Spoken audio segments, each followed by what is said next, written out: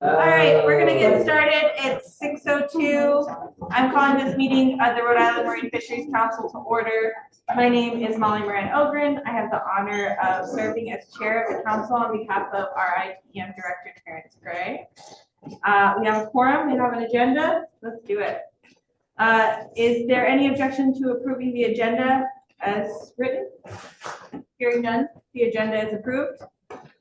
The next item is the meeting minutes from the October meeting. Are there any recommended changes to the meeting minutes? Is there any objection to approving the minutes as written? Hearing none, the minutes are approved.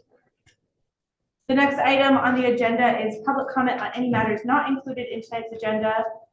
We do have the immense pleasure of having DEM Director Terrence Gray here this evening.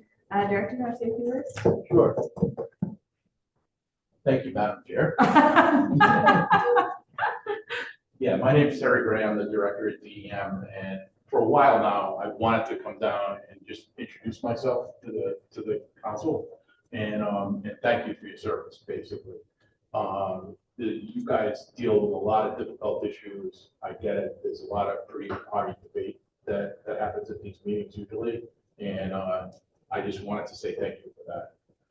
One of the things I wanted to emphasize is there's quite a process. When you have these meetings, you consider issues, you take public comment, you vote. All of that gets documented by the Marine Fisheries staff and then sent to me. And then probably like a couple of days after each meeting, we'll sit down with that memo and go through. And a lot of the questions I ask are, you know, who was in favor, what were the arguments against, or whatever the prevailing vote was. I really want to understand the extent and type of public comment that you receive a lot of times to understand this. And I put a huge amount of weight in the decisions that you make. As a matter of fact, I've been director now for a little over 4 years, and I really can't think of too many opportunities where I've decided against anything that the council has voted.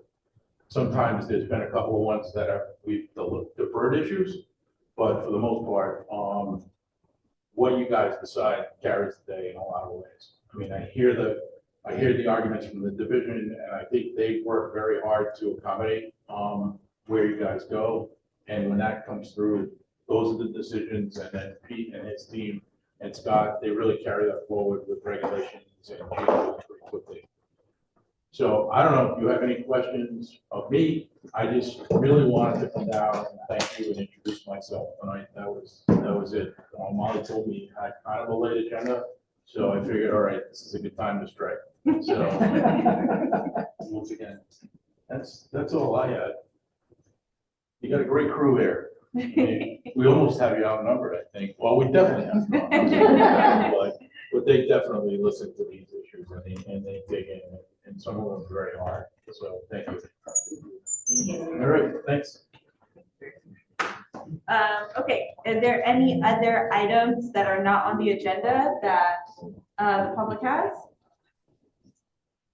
Nothing on Zoom? All right, hearing none, we're going to move on. We're going to go to the Shellfish Advisory Panel minute. I'm going to go to the division to recap us first. Madam Chair, Yeah, I'll go to Katie after. Okay. No? No, would you like me to go through the minutes or? Just to recap, yeah. Oh, okay, sure. So October 1st, we had our first SAP meeting of the fall, and on that agenda, we discussed the shellfish management area and interpreters schedules, and that includes the coastal code, Box Island,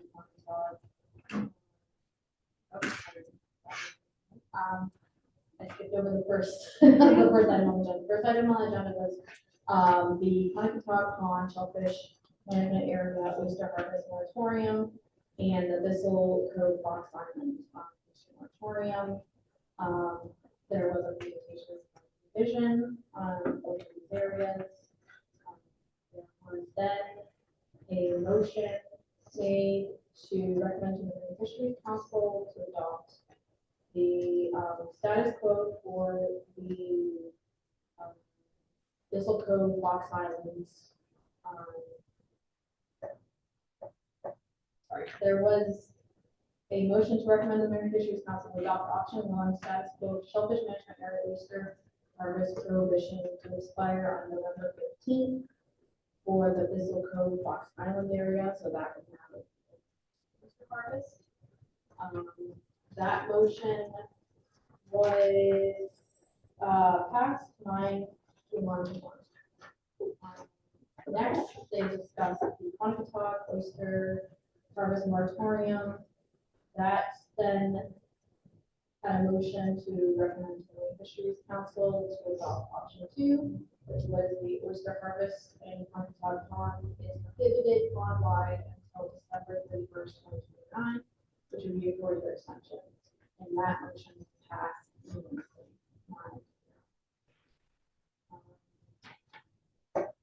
We have an update on the properties of the Shellfish Management Area harvest summary from 2025.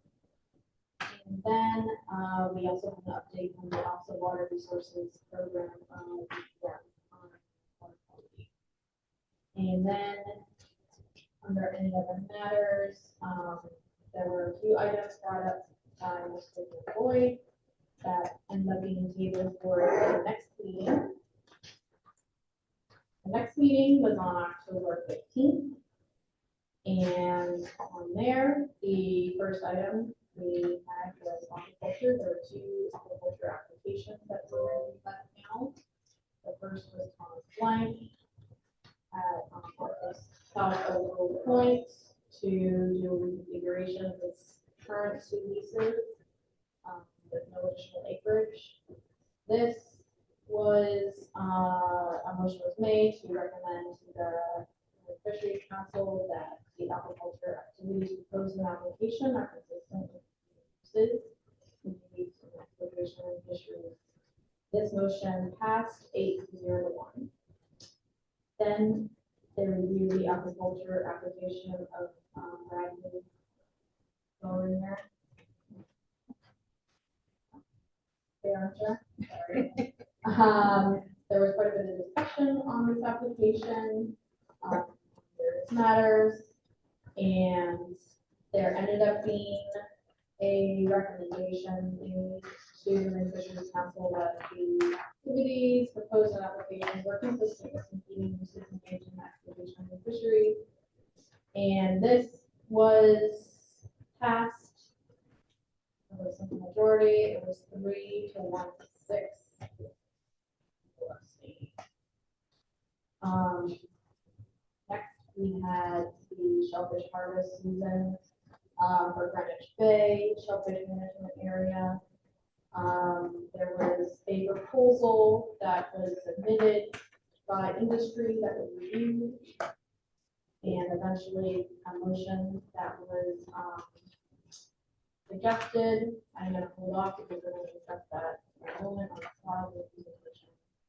Then they had a review of the harvest season for Thistle Cove Fox Island Shellfish Management Area and the Bristol Harbor Shellfish Management Area, which both became default because there's a vote on either of those. Then there was a presentation from the division on the council policy update to the advisory panel. Okay. And again, Mr. Jim Boyd decided to table his items for the next SAP meeting. Katie, do you have anything to add or comment? No, I think that was a very thorough recap. Cool. All right, is there any objection or edits needed to the Shellfish Advisory Panel meeting minutes? Hearing none, is there any objection to approving the minutes as written? Hearing none, the minutes are approved. All right, so the next item we're gonna go on to the shellfish harvest schedule for Greenwich Bay Shellfish Management.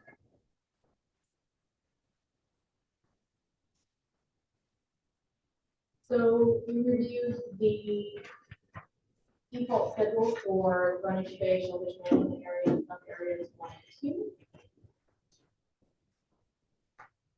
And so the current default schedule allows for harvest on Mondays, Wednesdays, and Fridays, starting the second Wednesday of December and going through the end of April. There is a rule that allows for 48 hours of shellfishing during the month of December. So typically there are alterations recommended to the schedule for December. So there was a proposal that was put forth by industry to add additional day, to make it 11 days versus the default, which would be 10 days during the month of December. This then was discussed during the meeting, and a slight change was made, and they added 1 additional day, red, for a total of 12 days, which would bring us to 48 hours. Great. I just usually I do a little spiel, and I totally forgot, so it's that exciting. I'm gonna go to Katie in a second to kind of offer any perspective, and then I'll go to the division for their perspective as well.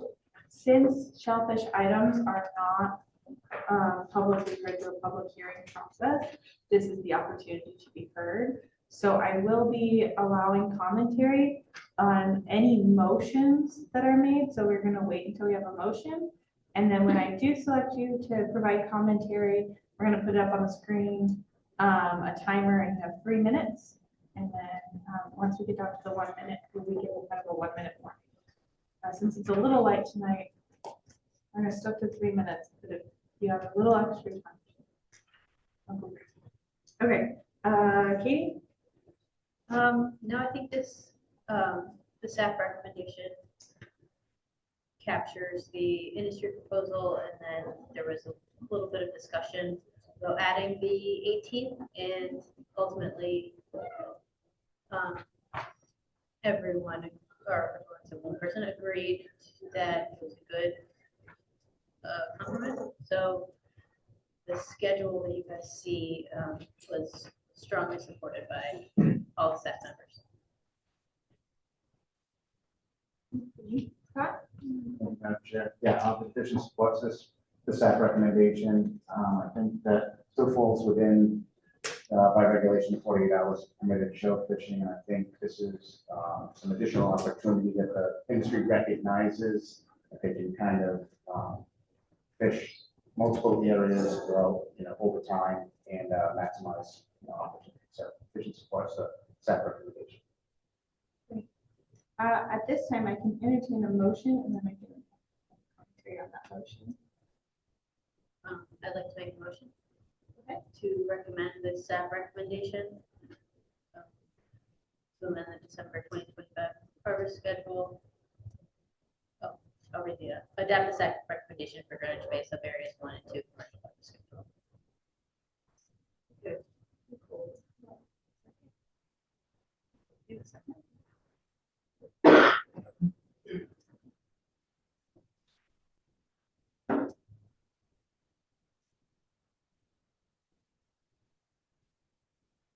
Do I have a second? Oh, does that language look correct? Okay, do I have a second on this? Seconded by Mr. Bethany. Do you want to offer any?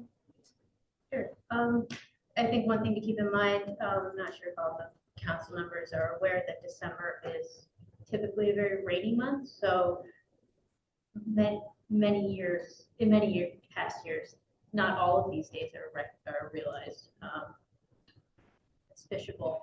So just keep that in mind. If it looks like it's a heavy schedule, it's typically that's not so much the case when it comes to the amount of rain events we have. Is there any questions for Katie at this moment? Otherwise, I'll go to the division for perspective. Anything further? At this time, I'll take public commentary. Anyone in the audience? Mike?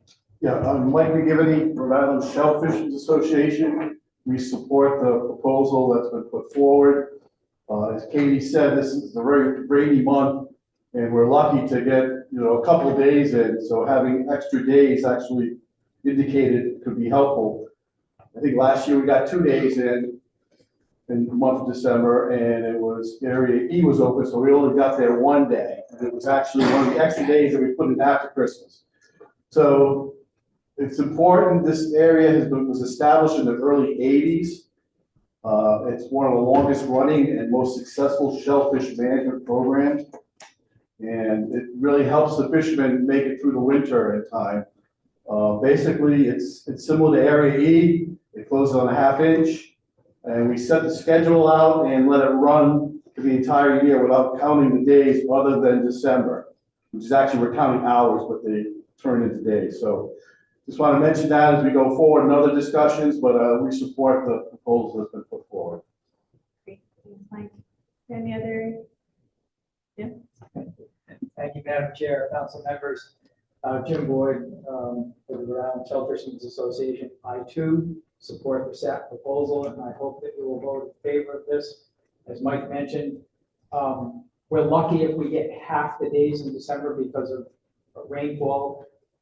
Decembers are not as cold as they have been in years past. Consequently, we get rain rather than snowfall, and it's very easy to get a 1/2 inch rainfall event that closes Greenwich Bay, closes the Providence River.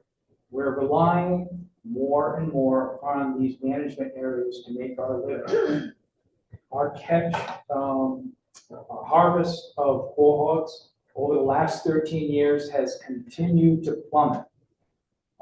You have the 2024 Fisheries report from the division, and you'll see an almost 67% drop in shellfish harvest from 2012 to 2024.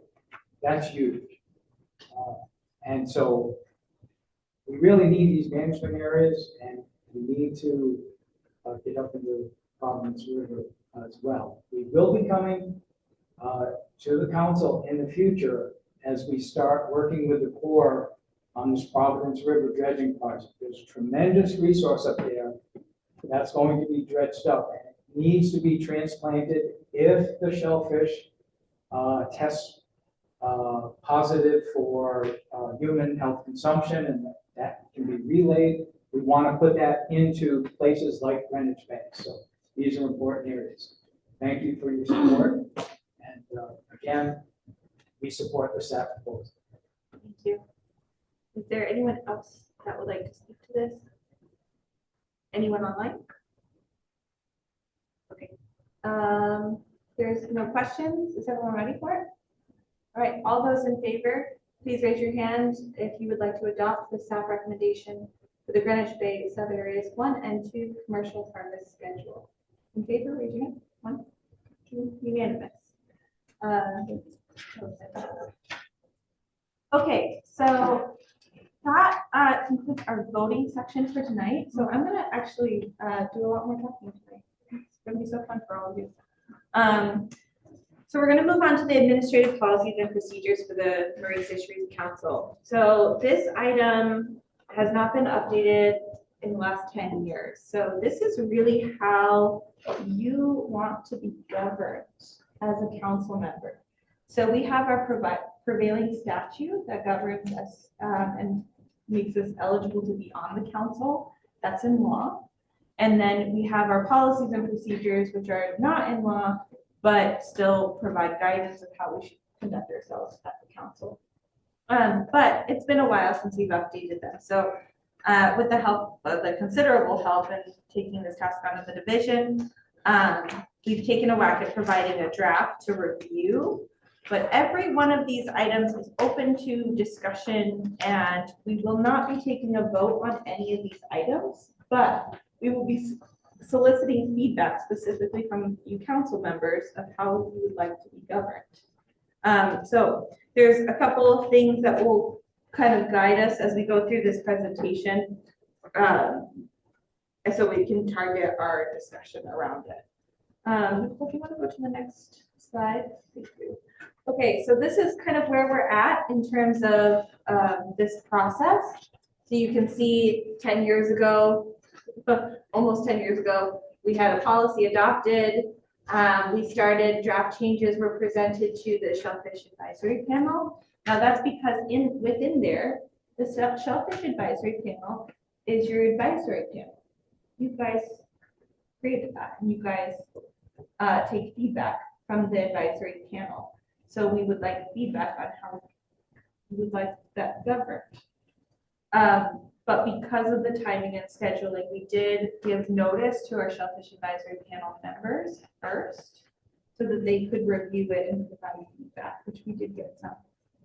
And then what we'll do today is we'll solicit some feedback, and then the December 1st meeting, we'll take that feedback if we get to a pretty good conclusion. And then we'll redraft, clean it up, and then we'll vote on it next time. If there's contentious matters, we might do individual votes for those particularly one matters, but would that work? All right, let's go to the next slide. All right, so this looks like a lot of text. In front of you, you have the PowerPoint presentation, and then you also have a copy of the draft. So you can go, do a gander at this, or, as we go along. So these are kind of the summary. This is a summary of non-substantive changes that are being made in the council procedures and policies. It's effectively, we took a very verbose document and narrowed it down to what actually applies, and makes it a little bit more concise, updates it based on updated laws. And so these ones, and some of these things are non-negotiable. Our powers and duties are governed by Rhode Island General Law 2030-2. That's what we've agreed to when you got confirmed. Advice of the Marine Fisheries Council is also within law. We can't change that unless you go lobby for it. The meeting agenda and materials really just kind of explains what the e-packet is and what the expectation for what the division provides you. And then it outlines the role of the Marine Fisheries Council, and then the Division of Marine Fisheries. So this identifies, that they're providing administrative support, and then, kind of run the meetings. They provide scientific data, colorful commentary sometimes, good people. And then the rule in there is also the rulemaking process pursuant to Rhode Island General Law, Chapter 3235. This is the Administrative Procedures Act. This is what governs us anyways. We have to follow this regardless, as an agency, but as a public body. And then item N is the annual report. So those are the things that we're not really doing anything with. We're just making it a little bit more concise, cleaning up the language, but there's no changes. All right, can we go to the next slide? Thank you. So these are some also non-substantive changes. We're defining quorum by a simple majority. That's how we operate now. We are also defining the role of the chair. So this is established in law, but we're kind of making sure that my role is well defined for all of you, so that there's no question, especially in my role as not to advocate for a position or vote, because I am the director's designee, and for him to make a decision, he needs an impartial moderator and facilitator for the meetings. And then, I do have the ability to excuse disruptive persons for adjourned meetings when, we become too exhausted. So this one is interesting though. We do require a vice chair. We do need it to be elected by the council. We currently have not had a vice chair for a little while, mostly because we've had such an influx of new members, but now everybody's on council. We've been here a little while, learned how things operate. So we can add this to the agenda at another time, is electing a vice chair. Go ahead and hit the next slide. As council members, we're also governed by the Code of Ethics, which is state law, and it governs our recusals. Financial statements are required. It outlines prohibited activities and requires us to disclose regulated business interests. Those are all state law. we just kind of narrowed the class exemption and examples of recusals and when you should or should not recuse. Those are just examples though. And so, you know, when there's an instance where you think you might need to recuse or you might find a conflict of interest, as always, please give me a call and we can work through that. And really it's your call. And it's whether or not you want to be subject to a challenge of conflict of interest. But none of that changes how we operate. It's just we're updating it to match the code of ethics. That's how it's always been. All right, go ahead and do the next slide. Okay, this outlines how we do advisory panels. This describes our authority of the council to establish them and how they operate. So like I said at the beginning, the advisory panels are really within the council's authority to create and to govern and to seek advice from those advisory panels. These policies have been established for the last 10 years, and we did not make any changes to the creation and governance of the actual panel themselves. Now we'll get into the Shellfish Advisory Panel in a minute, but to have the panels themselves, we're not really doing any big changes. We're just outlining it, making it more consistent. Next slide. Okay, these are some matters that we need to seek some input on. So I'm going to go item by item, and I'm going to stop at each item to solicit feedback because these are things that I would like to hear from you guys on. This first matter is matter subject to a closed session. I don't know if we've ever dealt with a closed session in the last 10 years. I haven't been here long enough to know that part, but I know in the last almost 4 years now, we have not done a closed session. Closed session, we wanted to make sure that there was an opportunity for council members to deliberate on matters that were confidential or related to disciplinary matters, council conduct, things that would almost become embarrassing if that person had to manage it with the public in front of them, right? So we wanted to put something in there relating to a closed session for the council. What do we think about this?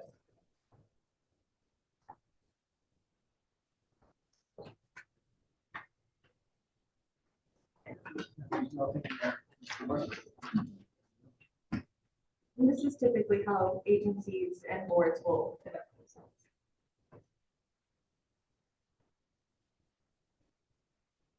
All right, if there's no objection to this, or we're not voting, but if there's no other concerns about this, we'll carry on and then we'll finalize that portion. We're going to put in meeting preparation. So this is how we expect our council members to govern or to be at the meeting. So we put in there to respond in a timely manner to council related correspondence. We didn't give a time frame, but timely manner. To read the e-packet, which I think all of you do, you know, and confer with constituents, attend workshops and public hearings as much as you can. And then provide those draft motions with potential rationale prior to a council meeting. That is, it's not in the way that it's written is how we expect you to prepare. But if you can't provide a draft motion until you're at the council, it's not going to be subject to disciplinary action or anything like that. It's just if you have a motion, can you provide it before we come to the meeting? And then vote on all matters unless there's a conflict of interest or abstention. I don't think we have any problems with the amount of abstentions or refusals we've had, but it's just something to consider from your fellow council members.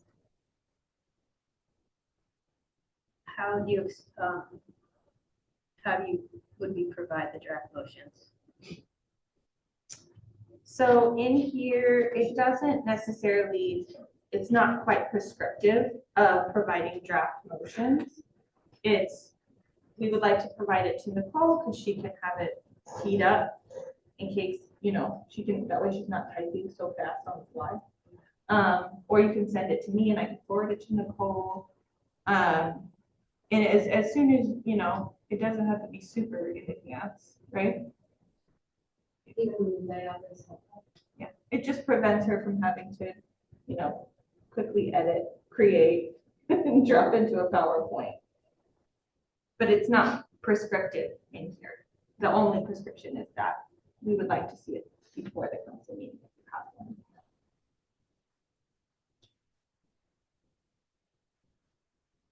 Any other thoughts on those sections? So one question. Yeah. I seem to continue to have is this, the confer with constituents, and when am I allowed to, when am I not? So it comes here in section J, 1E.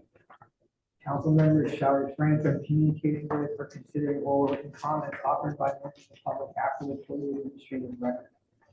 So what is the administrative record? Is that after the public hearing? Is that after it's been noticed and out to the public? So, yeah, better guidance. It's like I get mixed advice about how the constituents, or no, it's actually not appropriate. You're supposed to save that discussion, for the council at this point. And if they haven't submitted their public comment, you shouldn't be listening to it after the fact. I agree with you because if we're advisory in nature as well, we're a weird body. We're weird. So it's a challenge. So maybe we can solicit input from our legal department and then provide us back input in when we come back. Does that work? That works. The balance between soliciting public comment or industry feedback outside of the public record. I can. Yep.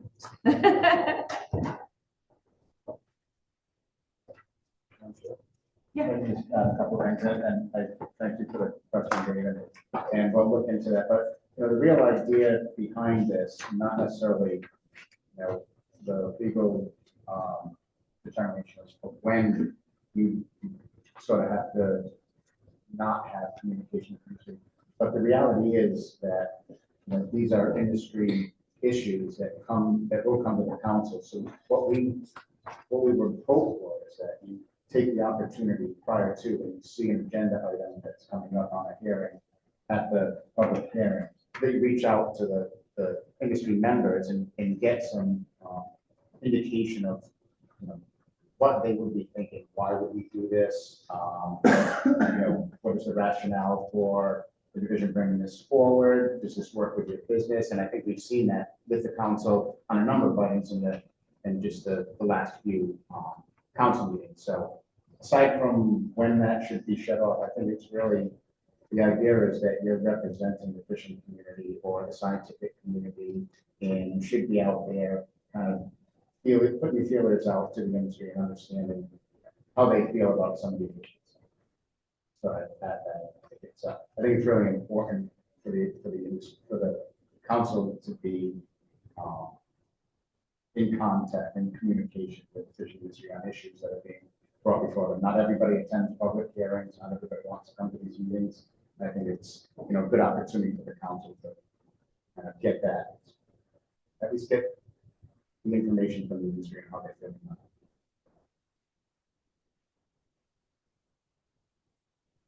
it. Yeah. So related to that, in the prior draft, there was this definition or mention of an industry advisory committee. And now that's gone in this draft.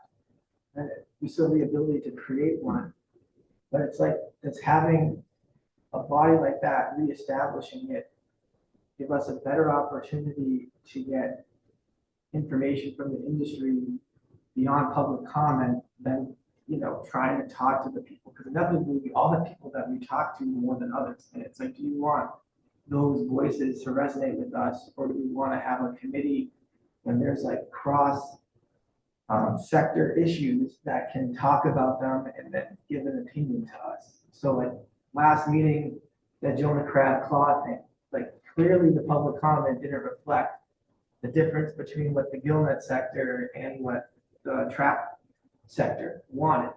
And then it became just like, we couldn't do anything because we're trying to have a conversation between ourselves and like, Patrick and the audience there. So it's like issues like that, if that's can be sorted out by advisory committee and give us advice before it comes here, I think there's value in that. It might help, kind of alleviate what we're supposed to be doing. If it's soliciting public comment outside of official channels, perhaps. I see the same thing with like Striper keep coming back, and there's 7 proposals now that we're supposed to sort through all these different opinions that are clearly driven by different sectors of the industry. So I don't know if I'm not saying we should put that exact language in there, but when I kind of saw that gone, I was thinking of the opposite almost, of like trying to bring that back. I guess the kind of no attendance or like what happened to that committee. I was not here. So the industry advisory committee was really sort of dealt with more licensing issues on an annual basis. That doesn't mean that this council couldn't sort of reestablish that committee. It becomes, I guess, from our perspective, it becomes this. It's an industry advisory committee. It's really very similar, right, to what happens at a workshop. And that was the whole idea of a workshop, where you had a bunch of different advisory panels, and there were resources that would be, staff had to go, people had to go to different meetings, and a bunch of different advisory panels.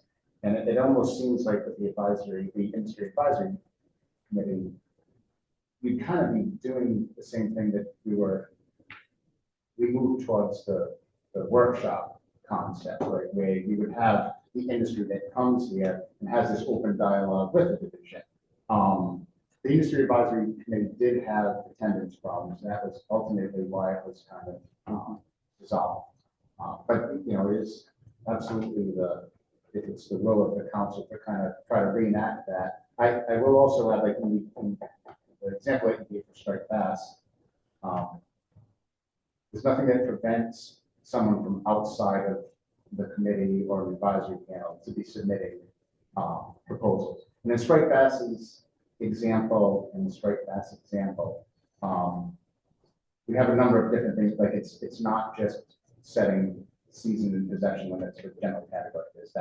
There's concerns about overfish traps. There's concerns about proposals about killing that. So it's really difficult to for us to kind of weed through the proposals and say, well, this one has merit, doesn't, because they're all kind of important, but kind of separated a little bit. So it's striped bass is a difficult example to try to use like a model of efficiency. So it doesn't mean that the council can't think about ad hoc committees and things like that, but again, like through the department's lean process, we were trying to move from a number of different advisory panels and have this workshop concept, and that's kind of been adopted amongst a few other divisions within the department as well because of its efficiency. Get everybody in the room to discuss all the freshwater fisheries regulations for the year, hunting regulations for the year, not case marine fisheries. So I don't know if that helps at all. I do have a comment about that. I do like having the workshop and then the hearing and then the council, but I feel like the workshop doesn't bring people together like the IAC would have. Like it doesn't help for some reason. I don't know why, but it doesn't.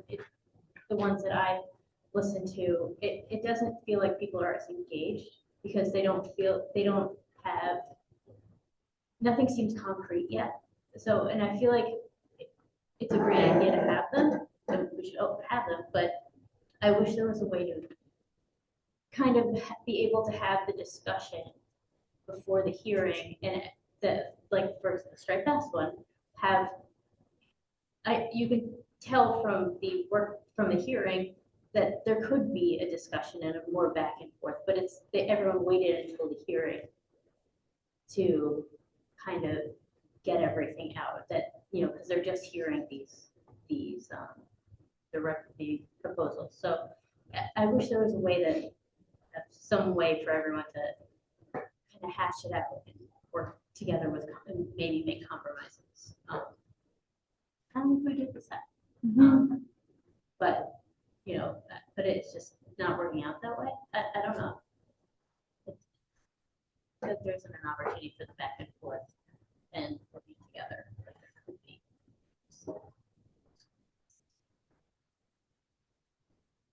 I go along with Scott, but the one advisory panel that I think that they did away with the striped bass one, which I think hurt, because it seemed like everything was discussed amongst everybody at those meetings, and they didn't have the kind of uproar to get here from everybody. It was like all settled before the council meeting actually happened. I just think that one there, I always missed it because, I mean, I was part of that, but I think that they had things pretty well solved before it comes to the council meeting and saved a lot of time.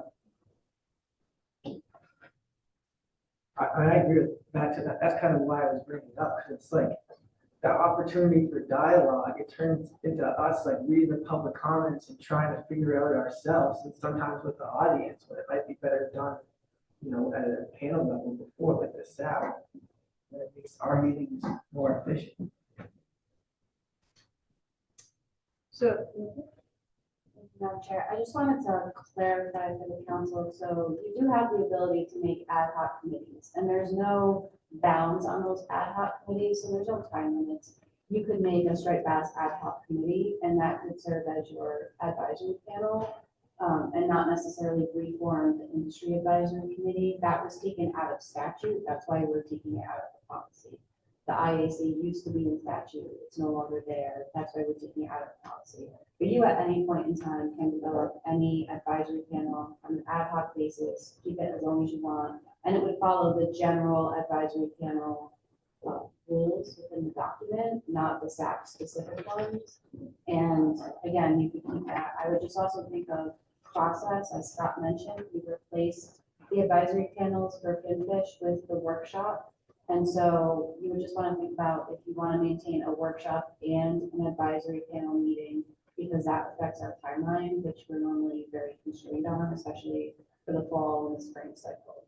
But you can do that. I think the current policy allows you to develop an industry or a striped bass advisory panel.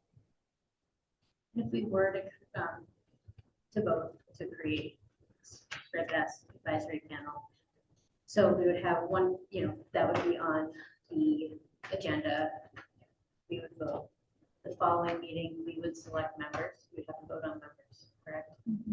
So we would have to really plan if we're going to fit in with the department's scheduling. And so, I mean, a timeline would be probably 4 months, right? Because given how many, you know, scheduling.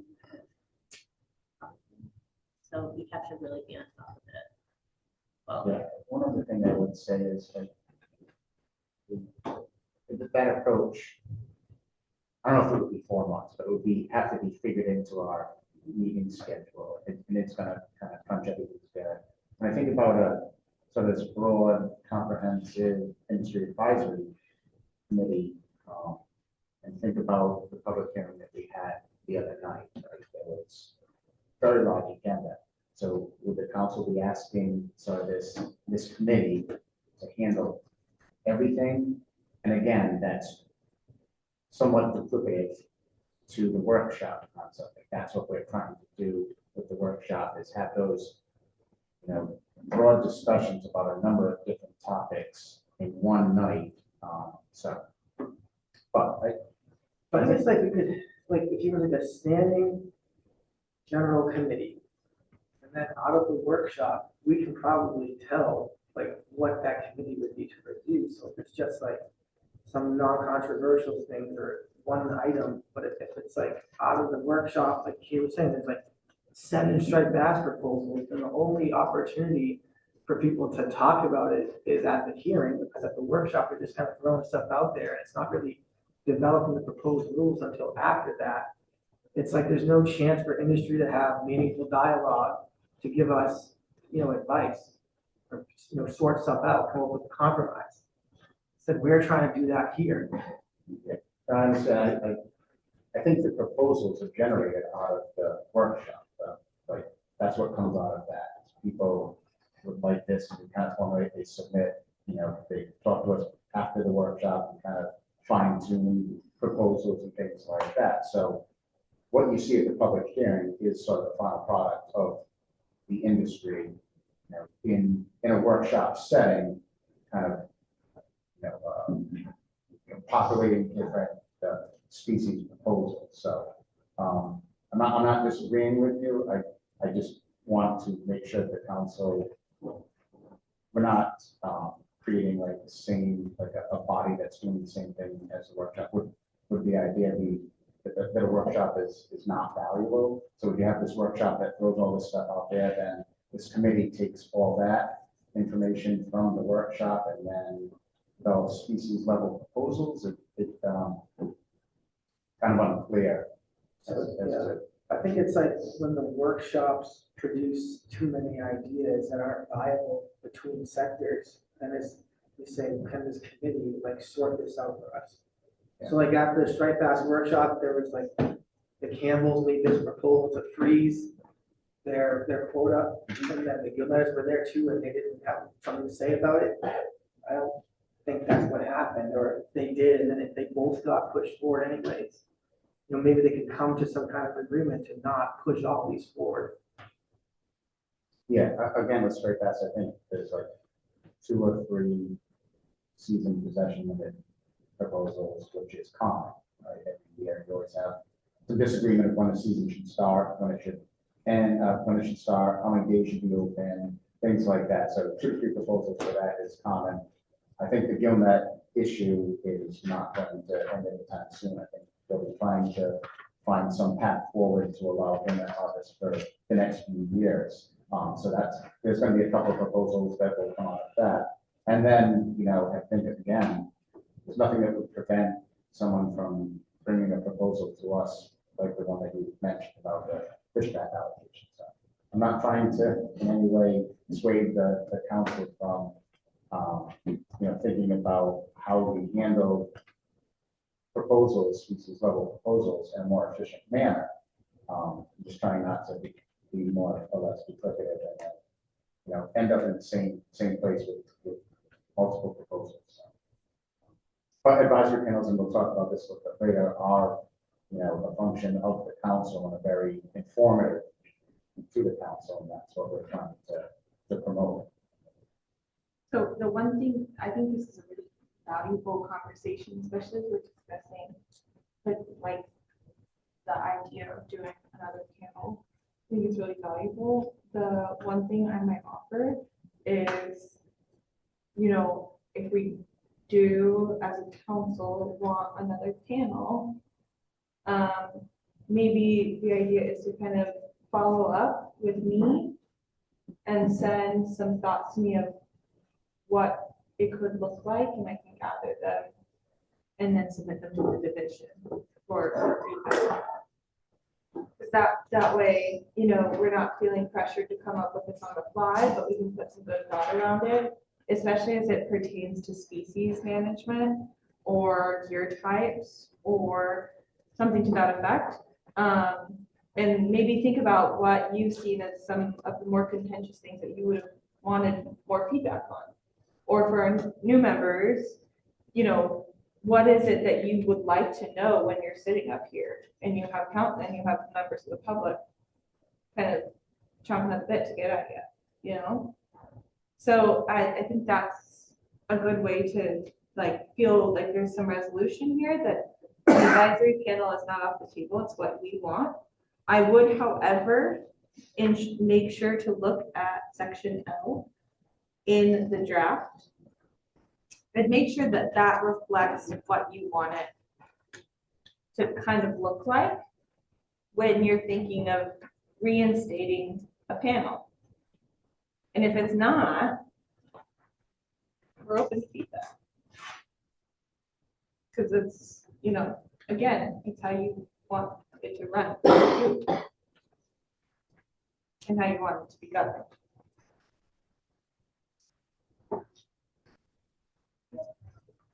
I might carry on while we think about that. Is that all right? Okay. Can you do the next slide?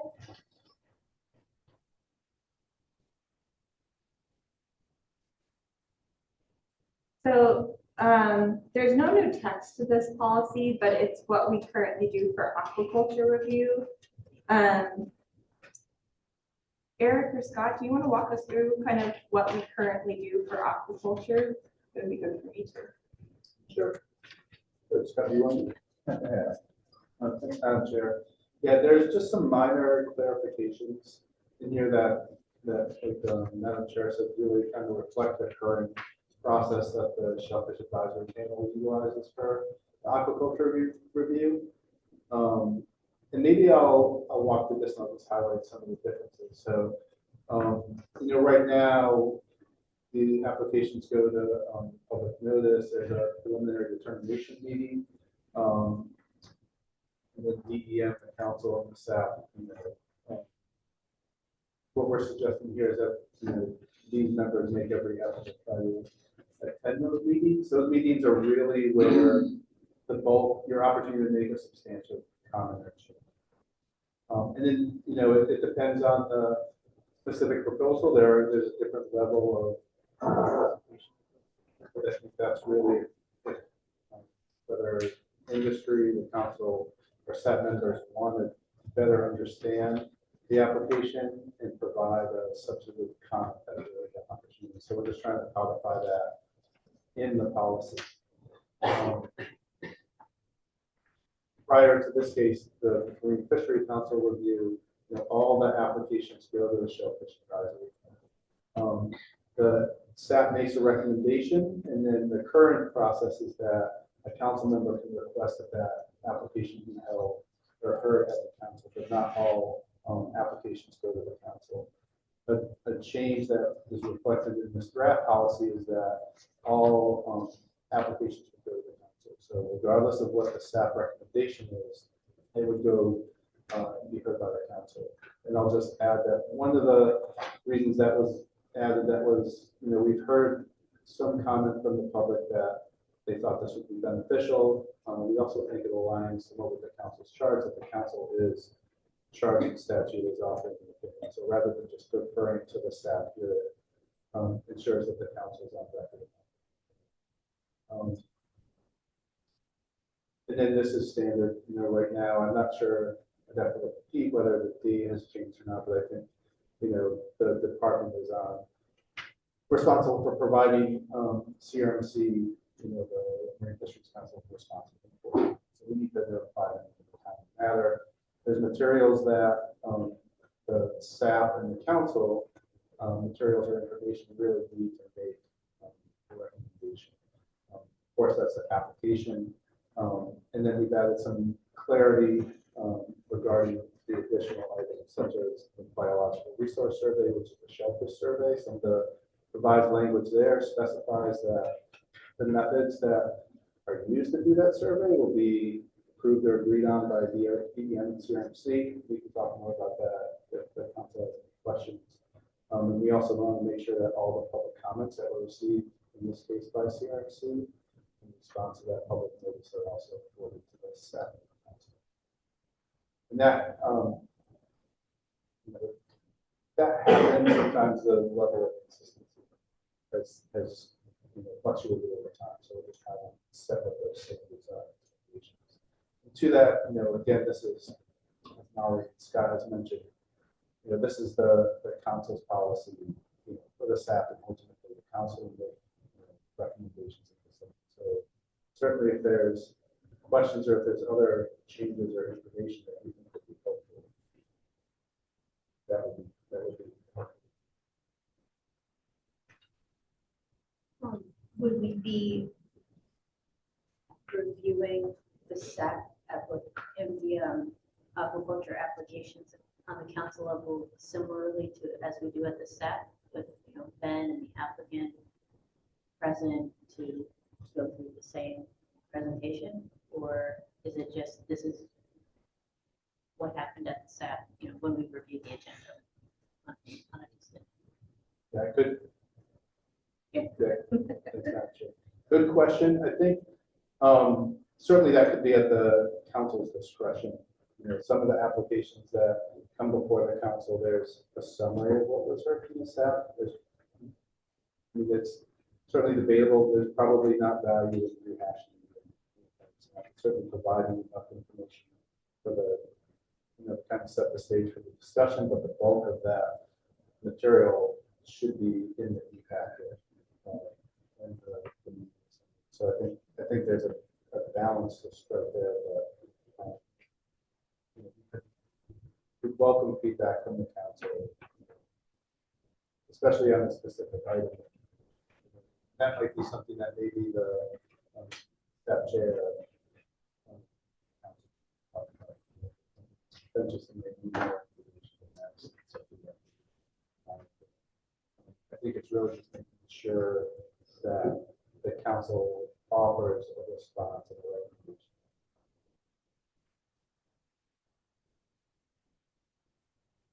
Yeah, thank you, Madam Chair.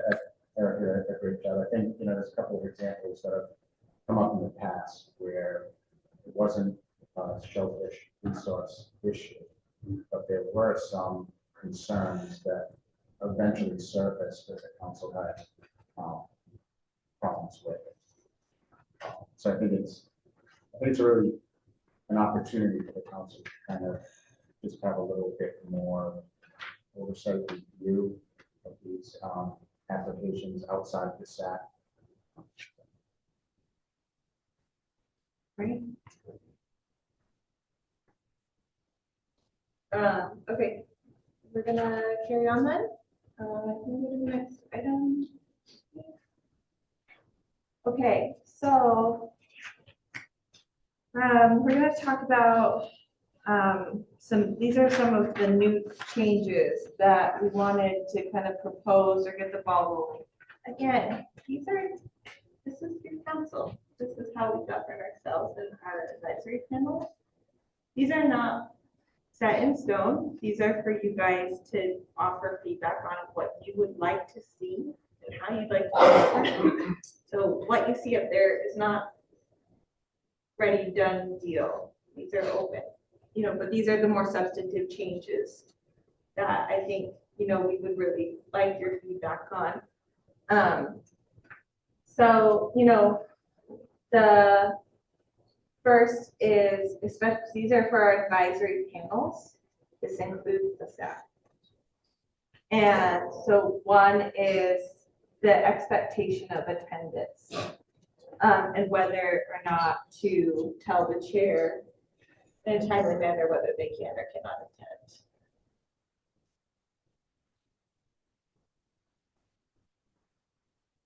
Any thoughts?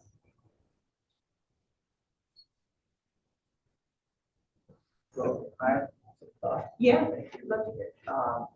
I guess I should have brought it up under previous one, but it still fits in this. So it's proposed, people miss 2 or more meetings without due cause and prior notification, they may be removed.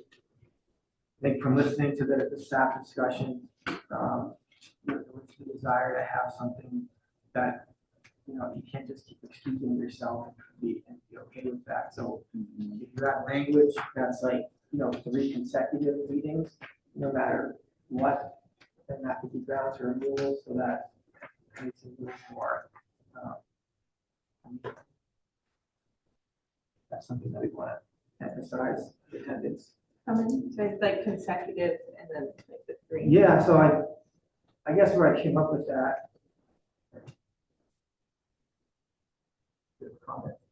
Yeah, Madam Chair, I was just gonna add that these are general changes to the advisory panel membership. We're gonna get into more detail on the coming slides about the SAP membership and term limits and those sort of things. So I don't know if you wanna hold it till we get there or talk about it. Yeah, I'm not sure either, 'cause I think it could apply to just advisory panels in general. Yeah. If they were gonna make more, not necessarily only for the staff, but then the information that I used to come up with that number did come from staff attendance.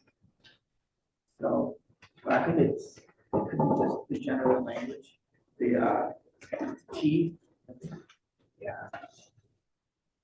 So we have, in 3 slides, we talk about panel member term limits. That would apply to everyone, not just the staff. You have that you're referring to, So I guess I'm referring to the removal, the removal clause just in general. in general. Yeah. So, basically it's written now that it's 2 or more excused meetings.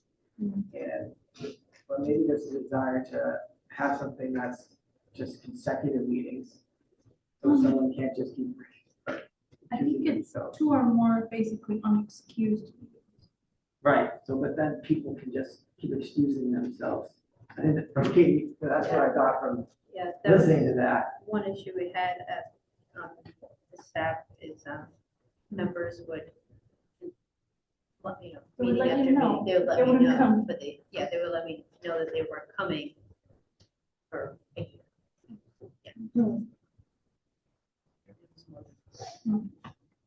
Just for the sake of process, and we just kind of put these general changes, but we're starting to get ahead of, as Nicole mentioned, get ahead of this slide right there, and talk about some of the nuances of the changes that might.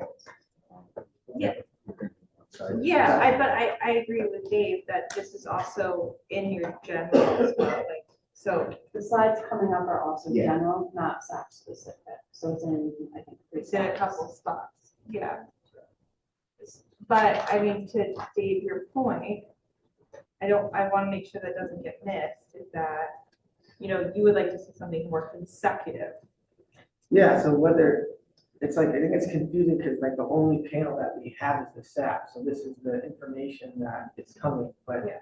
it would apply to this L section, I think, this L, T for any panel. Yeah. That instead of it just being excused absences, there's also this consecutive absence clause. Okay. So we'll make a note of that, Yeah, I can talk about the SAP specific stuff. Yeah, in a second, yeah.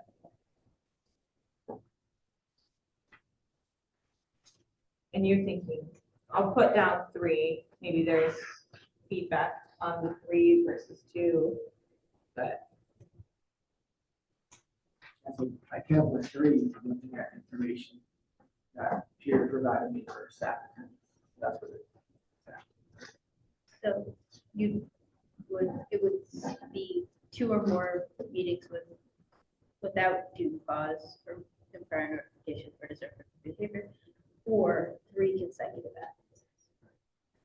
It's an or, Right. so you want 2 with due cause or 3 consecutive. Excused. 3 consecutive with excuses, or 2 without excuses. I mean, even having some mechanism where you can like pass a vote on what, like removing that person makes sense.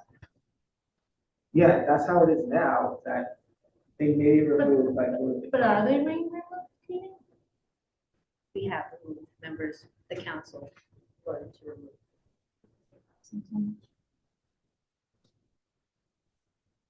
Are you thinking that this would allow them to not have to get to that? I think we would still have to vote, but You still have to vote. But you in get there executive sooner, session. not like we would. yeah, right. Yeah, it just addresses the problem. Somebody repeatedly telling them not going to come, so they don't get this excuse clause, but they still don't show up there. Thoughts on Josiane, on this side? You're feeling good about it, or sounds reasonable? Okay. All right, so we'll work on that language and get back. So this is, meeting dates that got changed to providing the division, noticing on the division's listserv 3 weeks prior, so this is more on the division as well. And then, this is kind of dates and deadlines. And then meeting minutes. Are there any thoughts or feelings on those kind of items before we keep pushing forward? No? Okay. All right. Okay, so this is regarding chairmanship and chair voting. Now, this chair position, when we were proposing this language and working through some of this language, what I want to offer is like, this is really for you guys to determine the chair position, whether it's a council member attending but not voting, a council member that, you know, governs the meeting like the SAP, or is it a member of elected by the panel to chair and to report out? Or is like, there's options, right? So, you know, you kind of have to think through how you want it to work. And maybe this will be a good thing to provide insight on how the SAP works. And, you know, this is a bigger item that we'll need feedback on.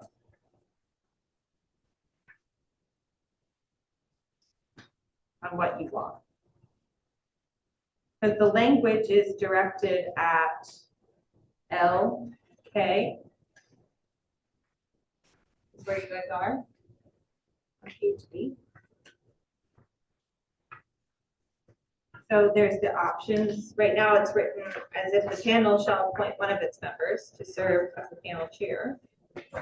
If no panel member is able to serve, a member of the council or council chair may serve as the chair. And then if no panel member, council member, or council chair is able to serve, the council may direct the division to appoint staff to run the meeting. That's the current language that's written here. So that's the proposed language.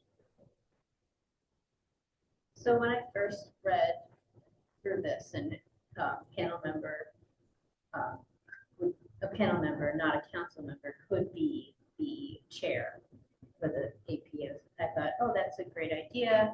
Then the chair, not be a counselor, would still come to the council and report back everything from the SAP, from the panel, and we would defer to this chair. I thought, oh, that would be a great idea. But then hearing from the SAP, how they like having a council member as the chair of the SAP, maybe a little differently, because they feel like they have a voice that is voting, that has, you know, been exposed to all of the, you know, everything that it took to get to the motion and the voting. So I don't really know where to go with this one. I defer to Yes. for this is your, do you have any thoughts, Jim, or Mike? Okay, I guess I'll start for 3 minutes. Just quickly, the SAP panel meeting, that was the first sub-panel by the Marine Fisheries Council put together back in the early 80s. Matter of fact, it created the Greenwich Bay management area that we talked about earlier. And it's been going on ever since. Back in those days, there was no membership. It was just people showed up and discussion, very rarely a vote. It was usually done. So this has been something that really people have been involved in and been working with over the years. I think Katie will attest that it was kind of a contentious, when these different things were brought up, you know, the term limits and the various things, people felt that they were really kind of dedicating their time. I've been to quite a few over the years, last 40-something years, and the fact that they had to apply to be back on it and then get voted on every 3 years were kind of problematic for them. And there was a lot of anger because people thought they were really kind of, you know, we make sure we make the meetings and we go through everything like you guys do, families, you know, all that stuff. As far as, I think it's really important of all the ones to have the chairperson be a member of the panel. I think the term we use, you had to be there kind of thing to really understand the discussion and the involvement and the various opinions. And I think that's a great way. You talked about meeting your constituents and getting an opinion. There's no better way than having the chairperson there. So we set in comments on the changes, proposed changes. And one of them was to certainly keep the chairperson, retain them as part of the panel, and they come to report back to you. So there was some concern about the 3-year terms, and just basically, guys felt like they were kind of being shuffled out or moved around when they've been participating all along. So that was general consensus, and we did send our comments and we pointed issues on that. I mean, I feel like it's definitely an extra burden on the council member to then be also showing up to, this case is just this one. We have double meetings, but I do think from what I've seen, it's a really good model. Basically, exactly what you said was what I was thinking before, that like every time that you come, which is most meetings, when there's anything related to the SAP, like you are the person that really refers to, and you do represent that space. So I feel like for that reason, having the council member be the chair of those panels makes a lot of sense. Again, it's more work on them, but I do think that it really ensures that like the council is hearing what the panel is discussing directly from someone who's always there. Because if it is just a member, they may come to these meetings, they may not, but if it's a council member, it's very likely they'll be here. Just kind of what I was thinking. Thank you, Madam Chair. Thank you, Council. Thanks, Mike. Appreciate the input. Really, this was sort of born of, you might hear me say this a few times here, we number of us serve on regional management bodies, whether it be the Marine Council, Administration, Marine Fisheries Commission. We tried to model some of this, some of these changes after what we see and what seems to be efficient and work at that level. However, this particular item was really born out of the fact that we felt like, just as you had said, it is an additional burden for a council member. Some of the SAP meetings take place 3 or 4 of them within an 8-week period. And again, looking back at some of the other advisory kind of models that we look at, it's generally the chair is someone that's nominated by the advisory panel. It never prevents any council member from attending a SAP and sitting in on the conversation. It was really kind of a workload concern, and again, kind of modeling after these advisory panels that have one of the panel members that serves as chair and vice chair, nominated by the panel, and then reports back to the council. But we understand the concerns of both the advisory SAP and the council, but it was really kind of driven by a workload concern. We don't want any of our council members to sort of get, meeting fatigue, you might say, and then, have the council suffer because of that. So, thank you. One thing I'll offer to consider is, it sounds like, the intent is to keep the panel chair a member of the council. If you're thinking about industry panels, it would apply. So that will be something, or you can recommend language as a carve out. That's also something you can do. The world is your oyster. I know, it's too quiet in here, come on. Okay, thank you, Maria. I just had Yeah. a quick step back. Like Katie, this is like your version, right? So is it okay? Is it too much? Do you want to be on the staff anymore for the workload, or? Would you want someone to come? Well, I'm not going to be there forever, but I really enjoy it. Yes, but I like the SAP.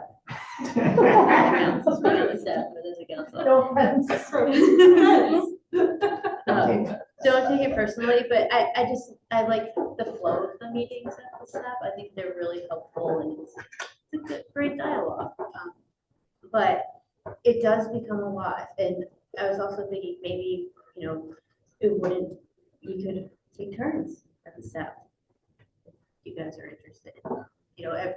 Have a different chair throughout the year.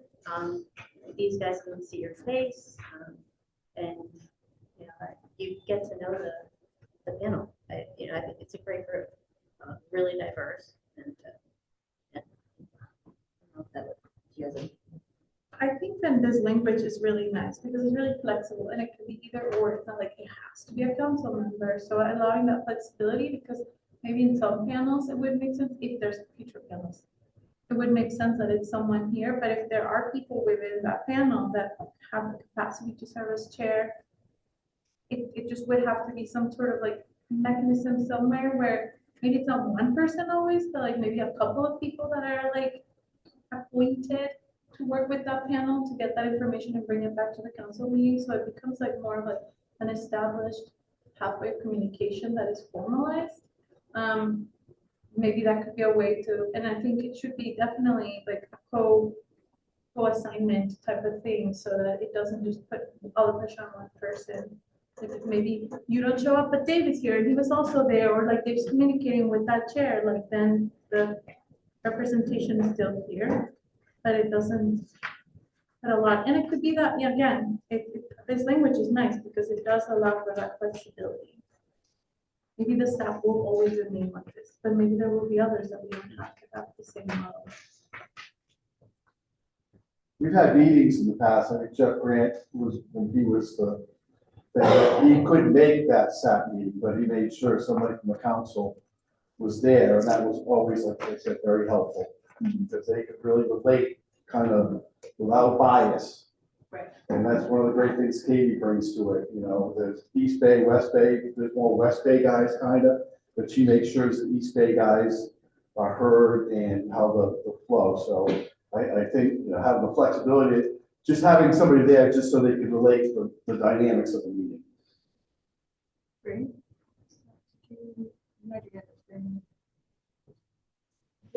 No, that must have been it. Must have been a flash. So, okay, I like this then.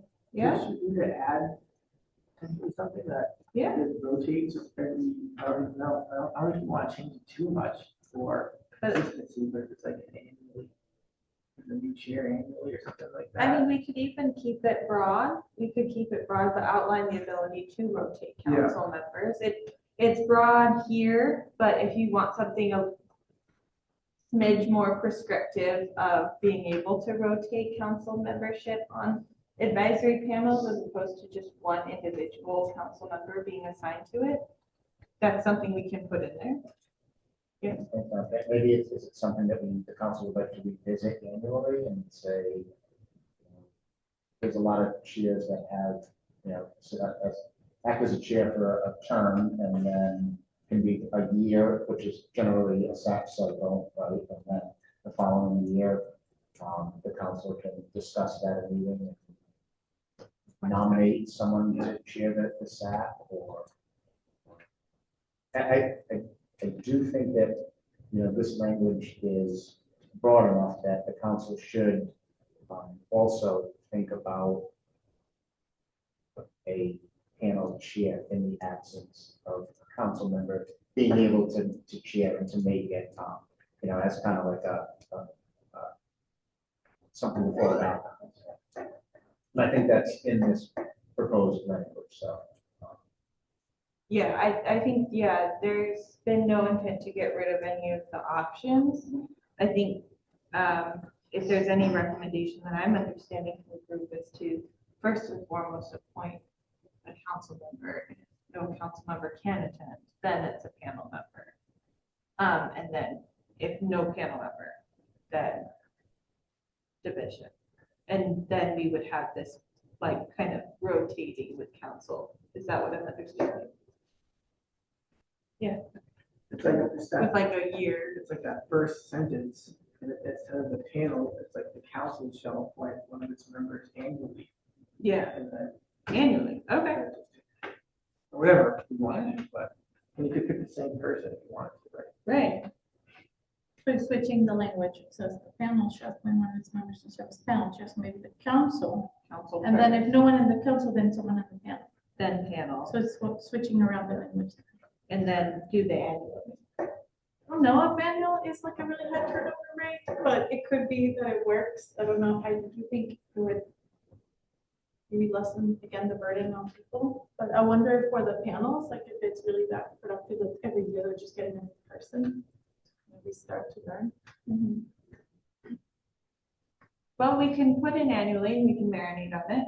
We're not voting tonight. Okay. Boy howdy. The chair voting shall. So this is a change of, because it was starting with panel first. So the idea again, so this recommendation that's in there is based on a panel member retaining their ability to vote and chair. But if we're switching to council member, then I might recommend status quo with a council chair not voting. But again, this is up to you guys. The intent of having a council chair not vote, from my perspective, helps run the meeting. And you do take feedback and you don't have to feel the pressure of voting one way or the other while governing the rest of you around you. Scott? Yeah, thank you, Madam Chair. So I'm just thinking about sort of this cascading effect that I've talked about. Like, if a council member can't make it, it does end up being a panel member, then we have to identify that person one. But then I think that person could retain sort of these voting privileges that we're kind of referring to here, right? I just want to. It's up to. Yeah, I speak to the council. You know, if it does make, if the meeting is chaired by a panel member because of an unavailable council member, then I think what we want to do is kind of have that panel member a voting member, correct? Right, versus, I think what Molly had said as a chair from the council, you're not a voting member, it's not participating on the meeting, running the agenda. Panel member can still vote. Yeah, I think that's how we have it, right? Has there been that case before where a panel member is the chair and they're voting? But we haven't had, you know, it's been a council member, this is a change, right? Yeah. So we really haven't experienced that. Generally, chairs don't vote. They can in cases of tie breaks and things like that. Advisory panels are a little bit different, again, from the experience that, you know, some of the staff has had with regional management bodies. It's just that they tend to not vote unless there's a tie break. You know, one interesting thing is when it comes back to the council, right? If a panel chair did end up not voting, I think that the vote itself is reflected in the report to the council. You'd see that when the panel chair decided not to vote because it was, you know, 7-7. And I mean, that gives you a pretty good indication, regardless of the kind of how the panel thought of an issue or voted on an issue. So I don't think that I think allowing them to vote is fine. I don't think it really, in the end, makes a difference and makes the council see like an 8-7 vote any different than when the panel chair voted than a 7-7 vote, right? Or something like that. Sorry if I didn't articulate that well. Point being is that the panel chair does not have to vote, but can vote in a tiebreak. I don't know if the council would like them to actually be a voting member on every single issue. So I feel like it doesn't say, it's not clear if it's on the tie break or every issue. Right, that's That's you know, up to the us to council. determine. I'm just wondering if like, no, but that's why I asked you if it's happened before. I'm wondering if this person's always voting and they're voting a specific way, but then it could create like tension in the panel where they feel like the chair's really biased towards some things. Right, generally in you know, the regional management world, the chair does not vote. Yeah. But they can in the case of a tie break. And that's kind of when I went into that example about when it gets to the council, does it really matter if a panel chair voted to break a tie? And I think that the issue at hand would be concerned for council regardless. If it was a council, No, if it is, council members, the chair, they vote to break a tie, can they still vote at the council level because they've already? This wouldn't apply to council chairs. Okay. This is just if you okay. don't have a council member, then the panel member has to jump in. And that was if it, like, that's what I meant by if it cascaded its way down to nobody's available and now a panel member has to chair the meeting. For sake of simplicity, there is the other option, the division member would not vote. That could chair the meeting. Could chair if there's no one else, but could they vote?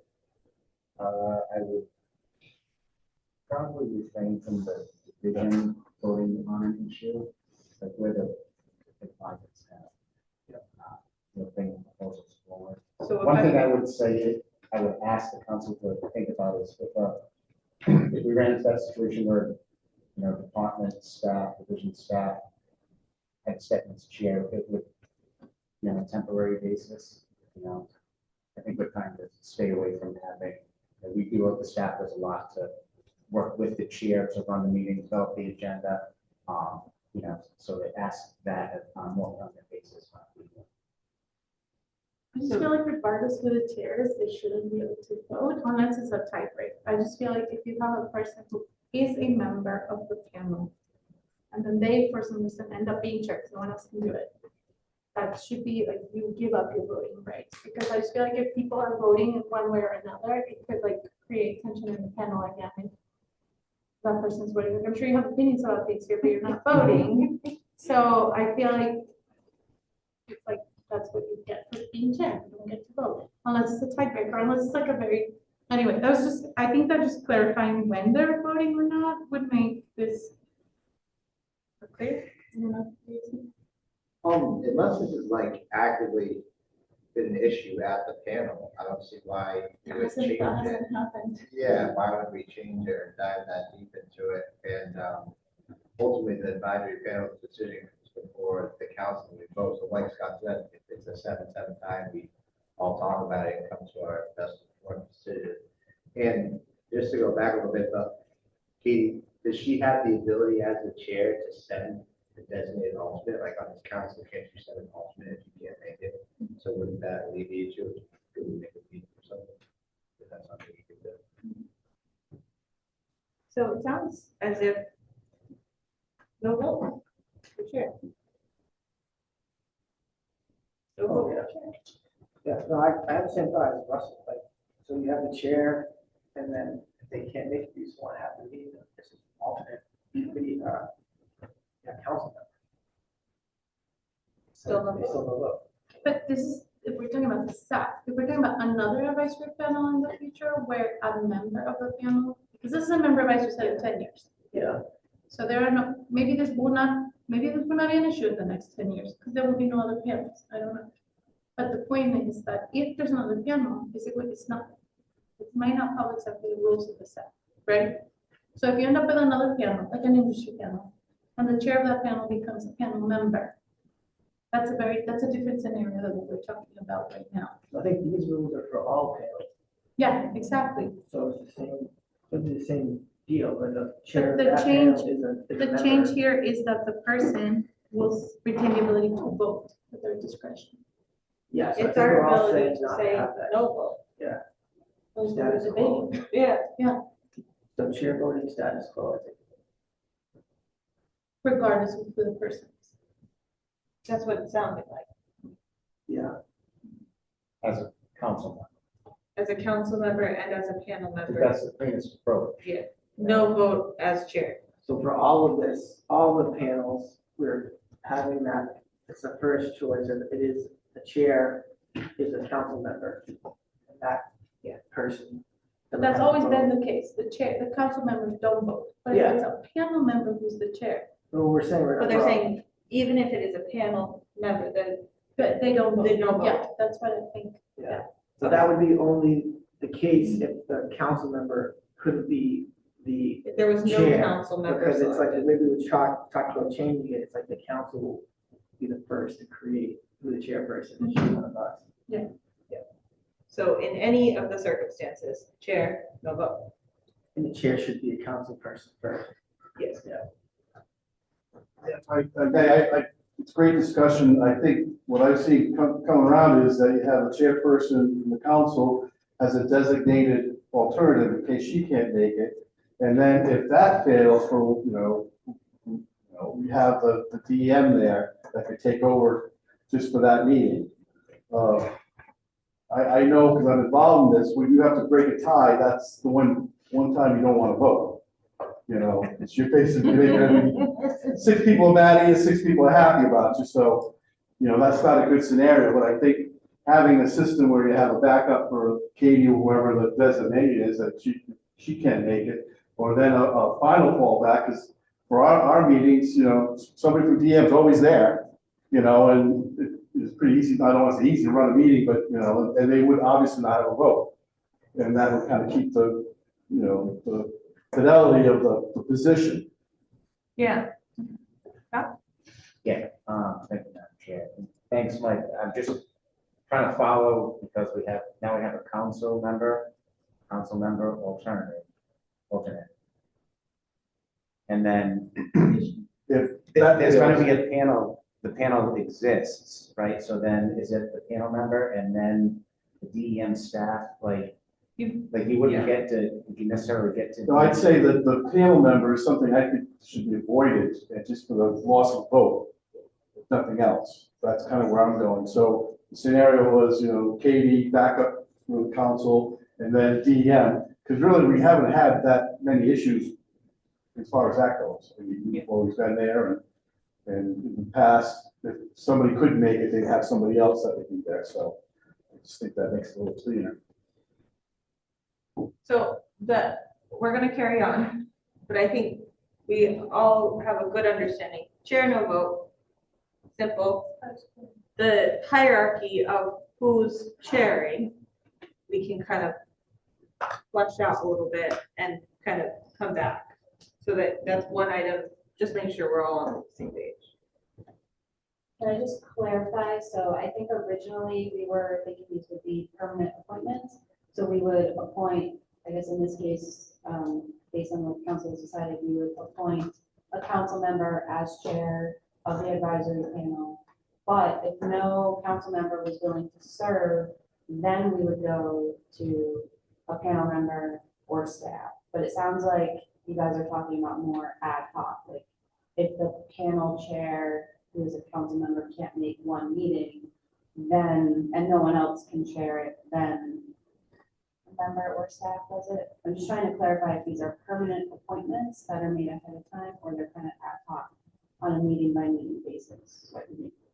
Yes, so I think the intent, now correct me if I'm wrong, but I think the intent is to always aim and have a chair or a council member be a chair on an advisory. With an alternate. With an alternate council member, with the ability to rotate annually. So it's not a huge burden. So the intent is getting set up effectively to always have a council member on a panel as the chair, no vote. Is that correct? Did I get that right? Okay. Love it. Okay. So these will get changed. You guys want to talk about term limits? Anna? So through that process, is that eliminating the vice chair? Or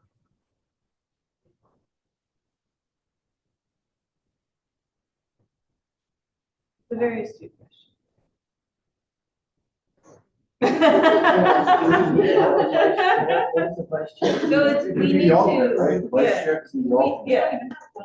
No, we don't have one here. We should have one, but the SAP doesn't have one. The SAP does not have one either. So should we just keep the vice chair? Yeah, thank you, Madam Chair. I guess I would lean towards sort of what Mike said, right? But there's really no chance of getting to a vice chair where you have a council member alternate, advisory panel member, DEM staff. This is for the advisory panels, I'm not speaking for the vice chair. I think Anna brings up a good point. I just wonder if, if what purpose it would serve if we had to get to because generally the vice chair serves on behalf of the chair when it can't be. And we've already got kind of this buffer, right, with chair and alternate and VP member before. So I'm not sure we would be the vice chair. I love a good cross out, so. But there was already language there before about kind of what we've just been talking about, so just leave it. Or not call it vice chair, just Not call it a vice chair. Yeah, Get rid of it. I'd be hesitant to leave it. Okay. Yeah. But we haven't, a lot of this stuff has been in the policy, the old policy. We really haven't been, following it to a T and having a vice chair because the last panel that was left is chaired by a council. Thanks, Madam Chair. Just to give a regional perspective, when you have the rotating chairmanship, often the vice chair participates in all of the planning meetings. So when the chair is meeting, in this case, with the division, trying to set the agenda, understanding the perspective that's coming from industry, the vice chair participates in those in the event that the chair can't fully participate, but they're also gaining that experience so that when the chair turns out that the vice chair then decides that. So it's something for the council to consider that if you do intend to have a rotating chairmanship by a council member, there might be value in having the vice chair with the staff, and then you can get into that at a year. And so that would be an option to retain the vice chair language. Another option is just having the alternative where they're having a break class, so maybe they don't fulfill that full role of the vice chair. Not participate. That's probably up to their availability or other factors, but they wouldn't be obligated to fulfill kind of the vice chair. That's something that the council can consider, the division can kind of provide two options. Revised or if you guys have strong.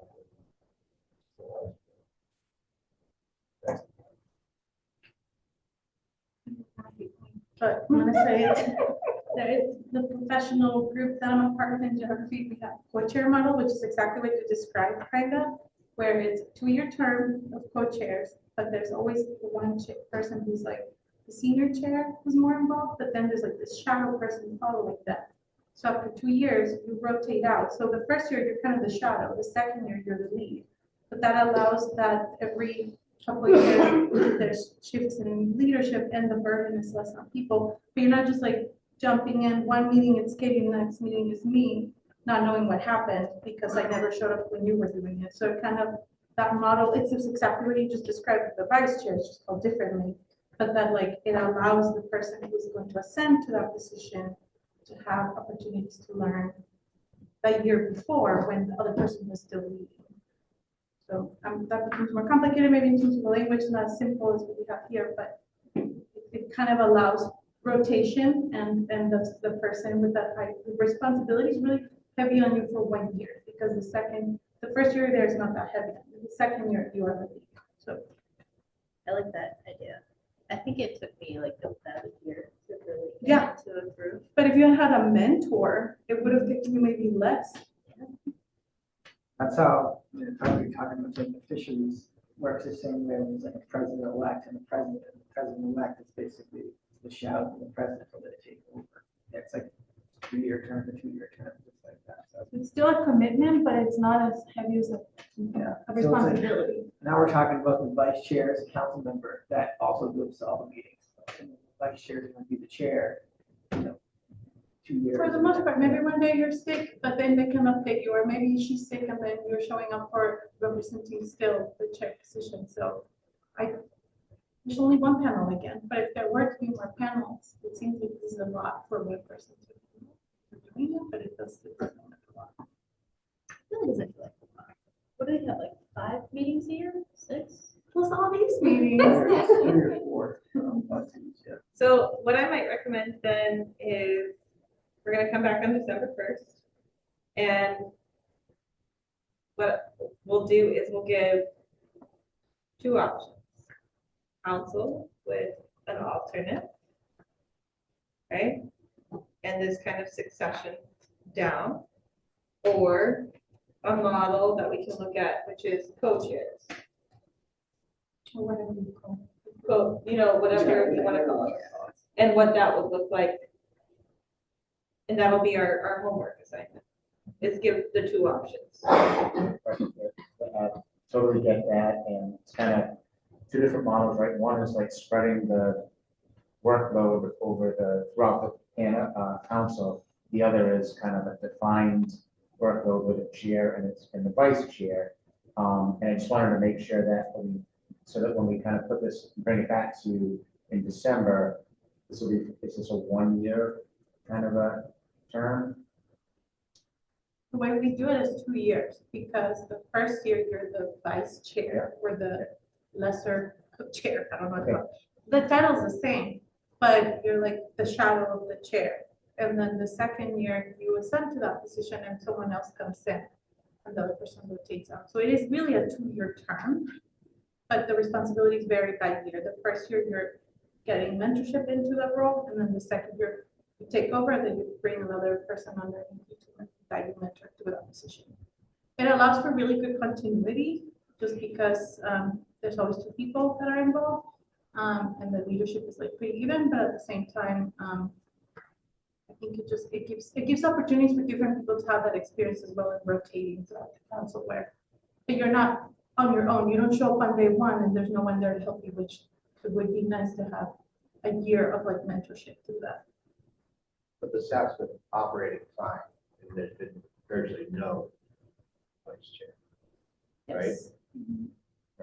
So maybe rather than that, we can just put it in the responsibility of the chair. If they were gonna send their alternate, it would be your responsibility to fill them in, rather than create a vice chair position where it seems to be functioning fine. That makes sense. With no vice chair. Why make 2 of us go to the meeting?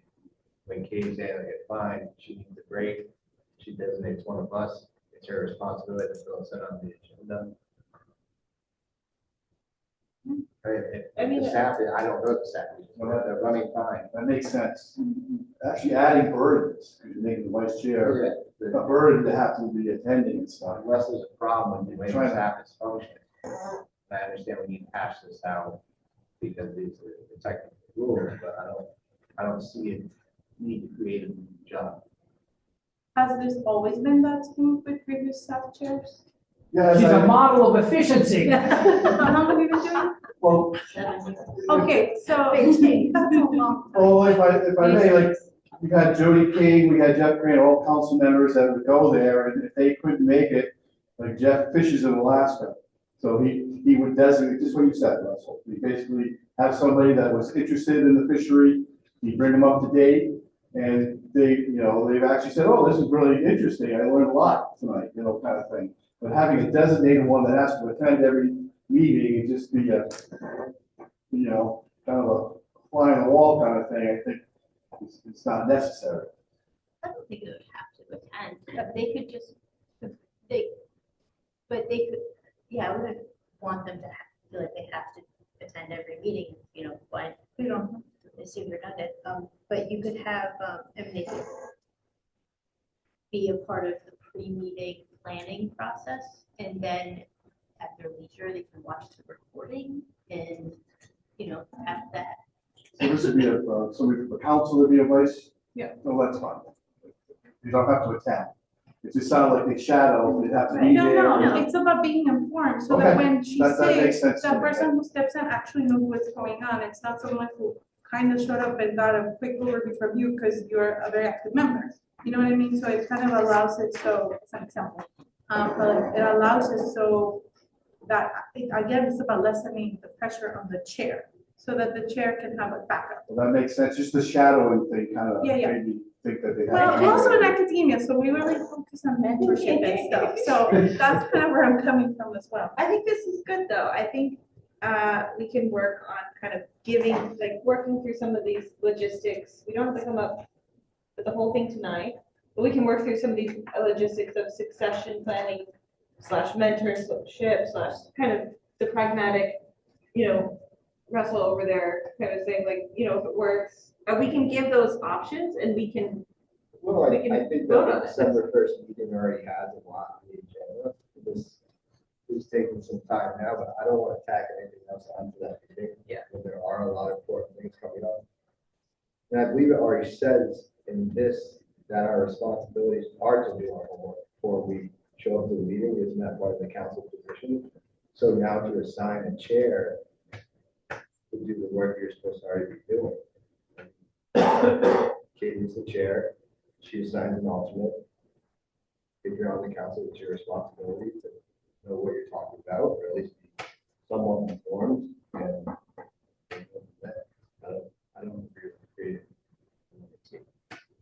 But having an alternate in case. Then we go back to the idea of removing that.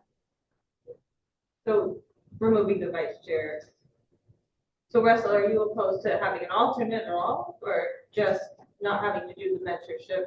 I don't know the exact Two-year. word, but it's like if I can assign a designated alternate for myself as a council person, then the chair of the SAP, for example, should be able to do the same.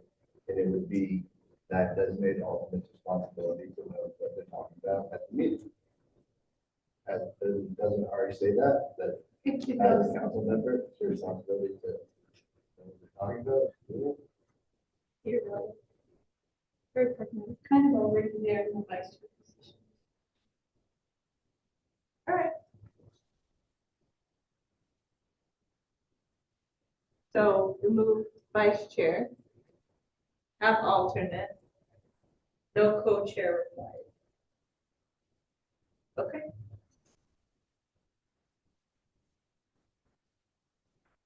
That's done. All right, let's talk about term limits. This was contentious, I think. There was some thought behind it.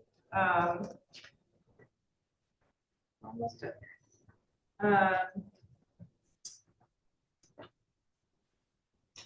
So I still have, did we talk about terms for eliminating vice chair, but are we gonna have a term for the chair of the advisory? Is that gonna be 3 years or something? So originally the original idea was 1 year. Then when we moved from an alternate to vice chair, it went to 2 years so that the vice chair could learn from the chair. And now we're back to chair and alternate. So I think Bill makes a good point about we just need to kind of solidify how long the council chair would have to be the panel chair. if I understood it correctly, there was no want for a term limit, but rather an assessment annually if that person still wanted to do it. And, whether they were feeling as if it was a burden, it was too much, but it wasn't a limit. Is that correct? I'm gonna need a yay or nay or something. That's where the status was. Yeah. I mean, if someone steps into the role and really likes it and wants to continue on through their whole term as council member, I think that's great for them if they're really passionate about it. I think it's should be up to whoever the chair is. If it's a sign up for maybe a 1-year term, and then if you would like to extend it, you can. I don't know. Not a kick out. Yeah, you're not removed automatically.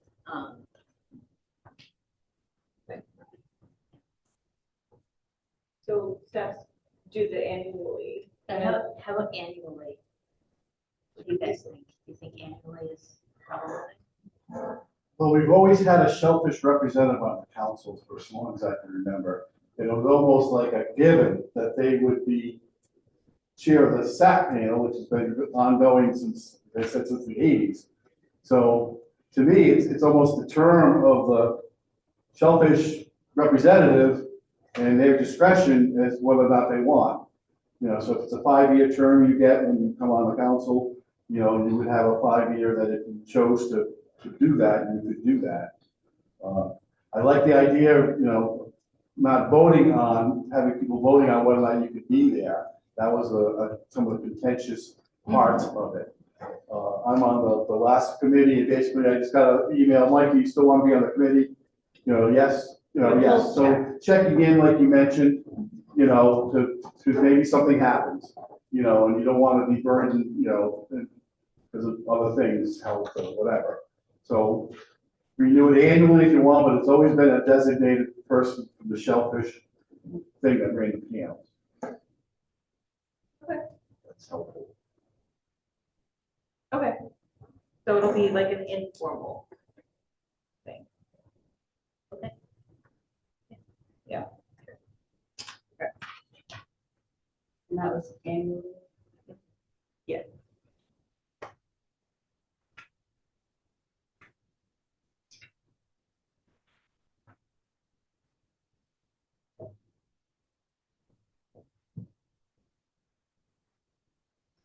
Okay.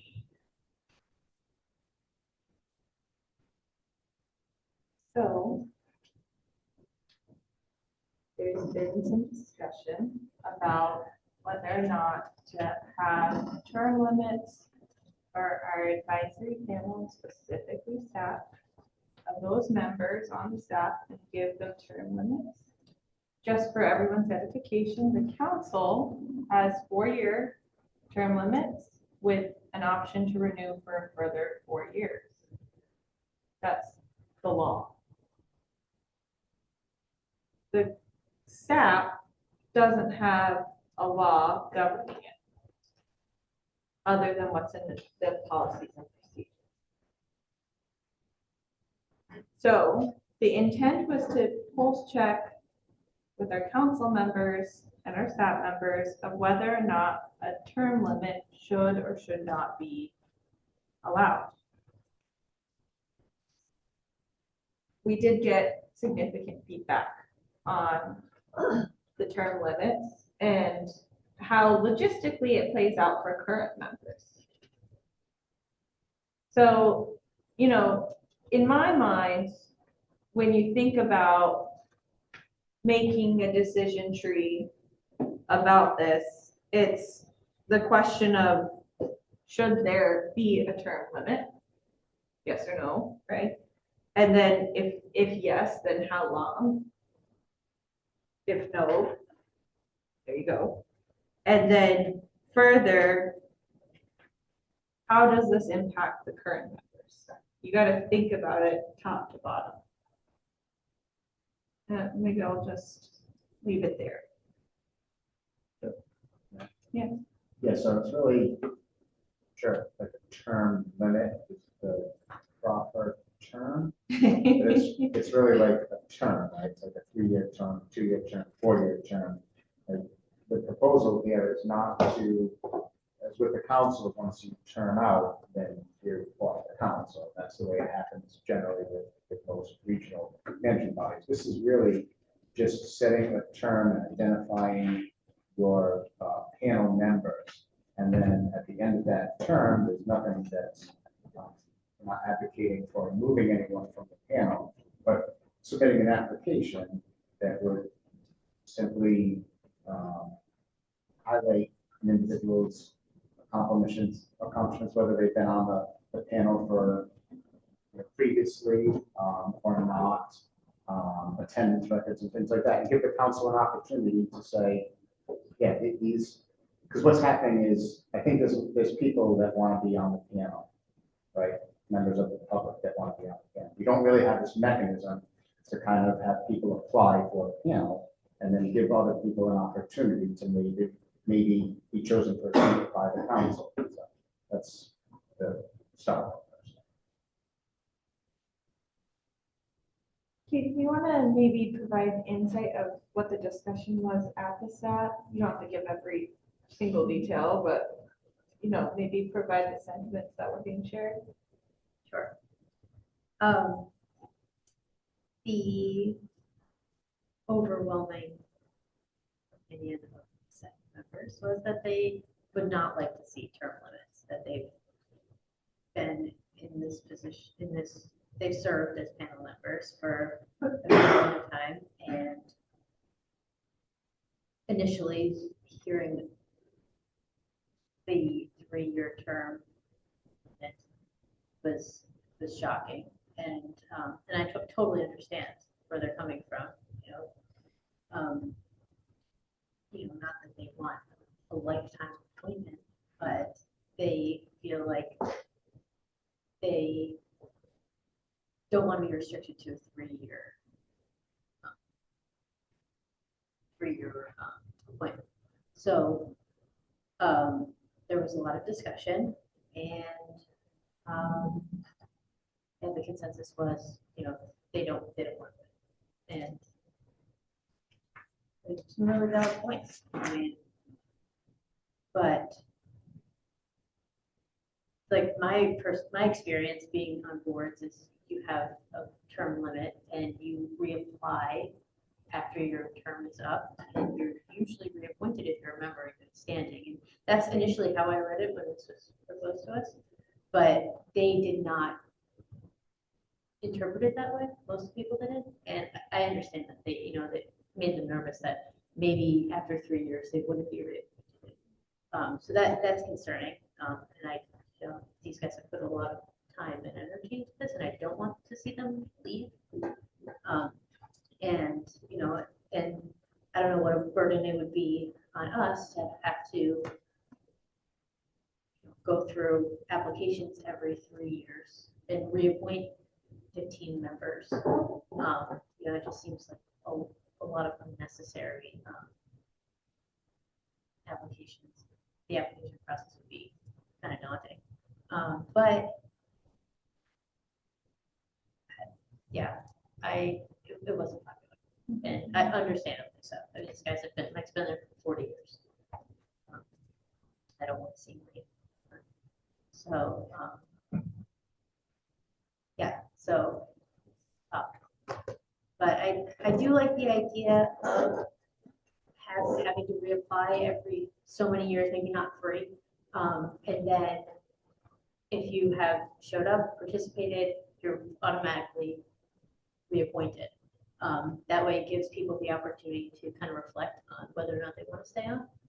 And it gives the chance for new members to join if there are spaces available.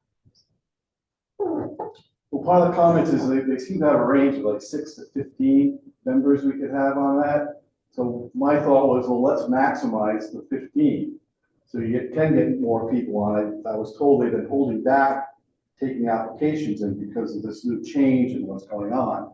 And I think to make it more easy for those that are participating that are in good standing. So I think that's important. That's a good time to evaluate, wait, this guy only shows up, 30%, 40%. But it's more not like apply in like a new full-blown apply. It's just you're being asked if you want to continue. So it's not, because it almost feels like you're going to be judged, after putting this effort into it. So I think those are the two main things that kind of came out of it. And so it was some pretty animated discussion.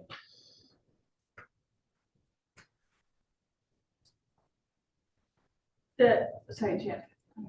Thank you, Madam Chair. Just to add what Mike said, that just to be clear, I am not an appointed member of the SAP, but I regularly attend. And obviously, I'm an observer of what happens in the SAP as well as at the Fisheries Council meetings, and very interested in the issues and matters at hand.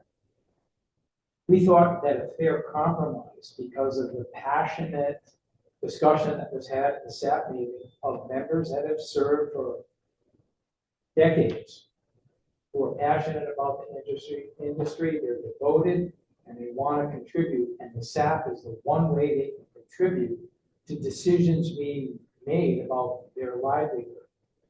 So the essentially position that we came up with, which we thought was a good compromise, is that for those SAP members who are currently appointed and want to continue, they just continue until they voluntarily resign, or the council removes them for 3 unexcused absences. For any new members who might come on starting January 1st and beyond, you'd be subject to 3-year terms, and you would have to reapply in 3 years if you wanted to continue. If you don't want to continue, then somebody else would be coming into that. So, just to help guide the conversation. The idea behind removal being more disciplinary and the idea was from the SAP's perspective, I'm going to try to reiterate this a little bit. From the SAP's perspective, the only time a member should in fact be removed is if it's of their own election or if it's for a disciplinary action due to lack of attendance or other matter. That will be handled in an executive decision voted on by the council. The grandfathering of council members that have been on the council versus new members, I might offer, would open us up to a challenge. I think it would be risky because it would be an inequitable distribution of the rules. And I understand the perspective of wanting to compromise, I do. But from a legal perspective, I would want to know if there would be a challenge to that, or if there's risk of a challenge to that. I'd have to look into it more and get back to you on it, but I'm leaning towards the fact that you're right, Madam Chair, on that, but I can get a more definitive answer. I'm not going to speak to the legal matter, but I just wanted an opportunity to maybe lay out a framework that the division has been thinking about and see if, it has any support. So again, modeling after some of the other advisory panels that we all work on, what generally happens is there's a 2 to 3, 4-year term, whatever council may choose. There's an application process. You might have seen it in our listserv go out to the New England Council a month or 2 ago, where we're soliciting, membership, asking people to apply for the advisory council. We receive an application that name, background, why you want to be on the panel, have you served on the panel before? So we get this collection of applicants. The thinking was that we would then develop sort of this matrix of applicants that has some of those fields that we were referring to, attendance and things like that, bring it to the council in a closed session. The council would then be able to review the applicants and say, this person's been on for 40 years, been, a stellar panel member. We want to, and just go through that process until you, completely populate the advisory panel. And the idea is that, I think it's important to get some level of diversity on the panel. I think, multiple members from different sectors is important.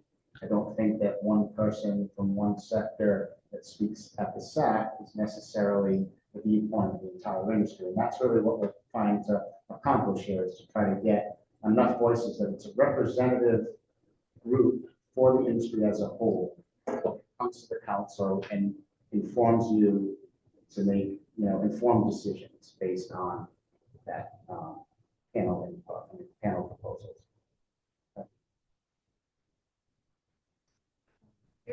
Can I add to one point?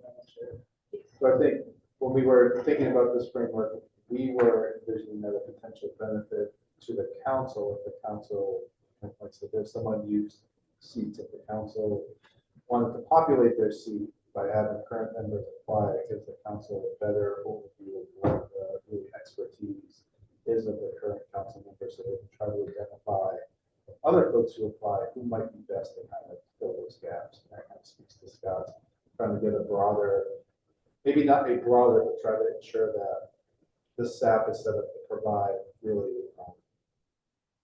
feedback that reflects the industry. So that's just as we think about it, there's the trade-offs that current members would have to write a letter or populate the application to try to identify the expertise they have. But that might be really helpful to the council on their understanding what they have and what they don't. So if there are new members, maybe they can try to help those potential new members who might.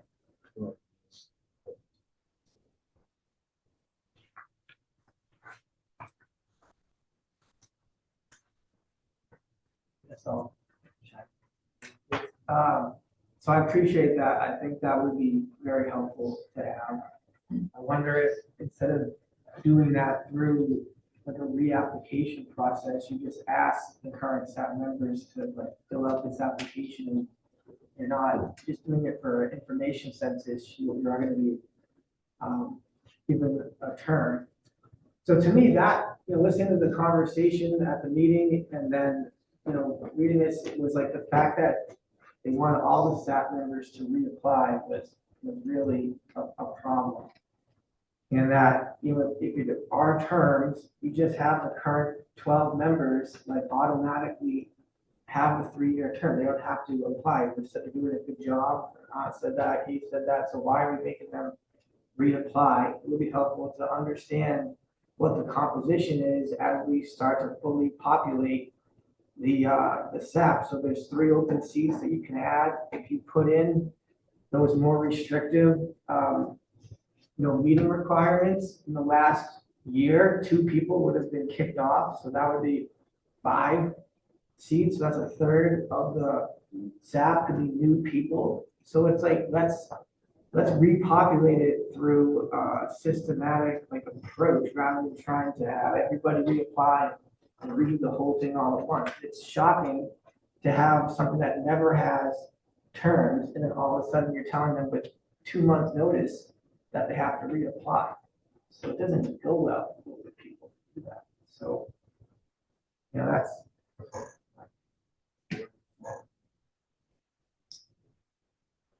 So, I understand. Open up the applications for the ones that are vacant. Open up applications. But also ask current members to also. It's like reapply, but if you go through this and you're in good standing, you're automatically reappointed for this next term. Or it's like, maybe don't reapply, but yeah, let's get a census on who's on the staff right now. So when we pick new members, it'll help us understand what we're adding. I don't really know. I know most of those staff out or everybody there.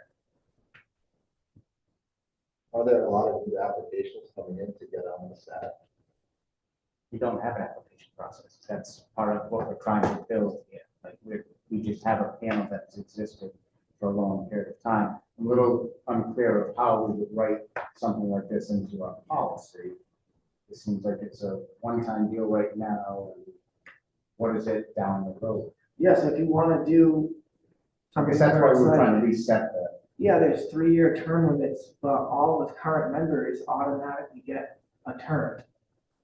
You're given your 3-year term. You have to reapply. On this for 40 years, helping us. That's the least we can offer.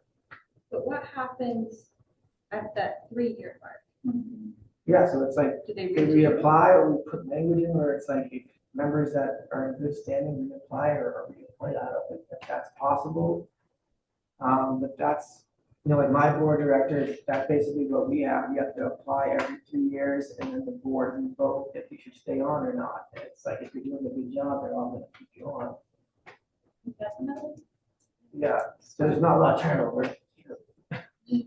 So, If I may, there's a lot of benefit to historical knowledge. I've been through so many DM directors, it's like, you know, it's like, oh, I gotta train them, you know, I gotta go up to, no, you know, just do, Mel Gibson, Connor, you know, all these different things, and not that I'm just talking about myself, but just generally, there's a historical knowledge that, okay, back in 1995, this area was established, it was formed a sanctuary, and we did it for this reason, but nobody at DEM currently, maybe a couple, were actually there when that happened. Or, so, I think there, you know, when you term limit, you also remove a lot of historical knowledge and perspective to where you are and how you got there. Scott?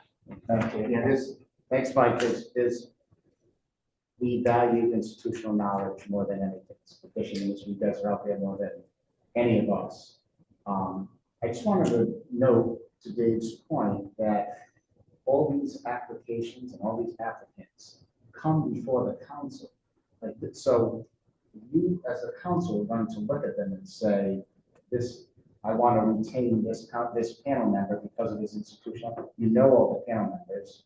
Like, this is not, it's not just picking new members out of the sky. That the council has this group of people that will be coming before you that you choose who should be on it, and that's completely up to you of who you choose, including all the people that may be currently on there with the institutional knowledge that you want to preserve. If you do a reapplication process every 3 years, but the membership on the council changes, that membership on the council determines that members who are effectively in good standing, they don't want on the council, on the staff anymore. Effectively, they're kicking them off. So, like, what I am not understanding is how we would write it in a policy that doesn't sound like term limits, even if you're doing a reapplication period. That's like, effectively, you need to think about what this would read like in 10 years. Because, you know, I don't think we want to do this every year. You know, it's painstaking. You know, so, and you guys won't be here in 10 years on the council, you know, because of term limits. But so if I just, with this reapplication idea, what is the best way to write it so that it doesn't read like term limits if we agree that you don't want term limits? Or maybe you do want term limits and I'm not understanding it. I think with the new attendance requirements that we talked about earlier, I think we should hold off on term limits and enforce these, you know, if you miss 2 meetings or 3 meetings. I think that might allow for more newer voices to come in. And yeah, I would just, the term limit, I think we can, let's start with just the attendance policy. See how that goes. Not start with this 3-year term limit and then fill the council with our application, fill the panel with the applications, and then revisit this. Because I hate to say we're not putting term limits in, and folks, here we are discussing how we're going to say we're not doing term limits, but we actually are. You know, it just seems convoluted. And why not just, we have this new attendance requirement, stick with that, see where it goes, and then revisit this. Is that possible? Yeah. I agree with that. But it's like Russell's point before, it's like the SAP's not broken right now. So why are we trying to like fix it? And there's 3 open spots. So let's solicit for those. Let's see how many applicants you actually get to that. Let's fill those seats and let's see what the composition of the staff is. Let's see how many people don't meet those requirements. you know, so you might start getting turnover if you start having those restrictions to show up. Well, why do they even need the attendance thing? And I don't think I'm clear, how are people removed from the SAP? Like you say, there's two seats that, you know, aren't participating, aren't attending, how are people removed from the SAP? Like, this is the way to do it, through the attendance thing. If it's an advisory panel, it's a pretty small industry, you guys know each other, right? You know people who attend the SAP, you know who's not coming. Couldn't you call a vote at any one of those meetings? You would seek to, you call a vote to say, we want to remove this person from the SAP, they're not attending the meetings, then that knowledge would come to us and we would decide. Yeah. It comes directly to the council, so the staff that won't vote on their memberships. So how did we Wouldn't remove it be the, better to give them that power though? You guys know who's showing up and who's not, who's participating. If you set two people who are staff members who are not participating, you would take a vote with the staff members. It's just a vote, and we would get that knowledge. We would say, okay, they all voted 9 or whatever, that these people should be removed for these reasons.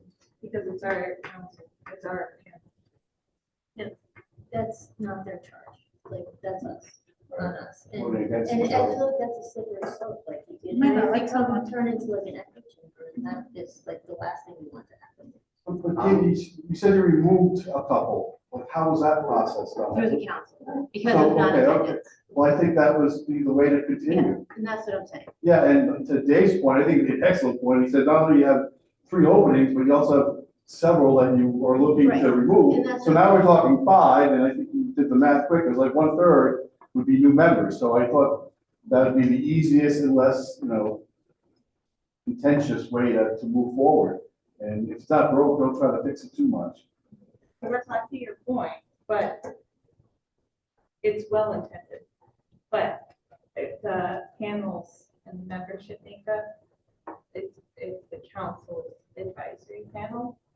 And that's our authority to create. Yeah, but we're not going to all the meetings, so we can just listen to what Katie says, or, you know, if they take a vote and say, hey, we want to vote these people off the SAP, that's their recommendation, and they recommend that to us, well, then it's a pretty easy decision based on the knowledge they're providing. But just like being the cast of vote, the decided vote, when it's a tie, you don't want to do that because we have aquaculturists, we have, you know, different people, and I think it would almost be kind of territorial or Easily. at least be viewed that way. Right, it's just. Like, oh, you guys don't want me because I always say something different, you know, that kind The of stuff. council is almost like an objective third party.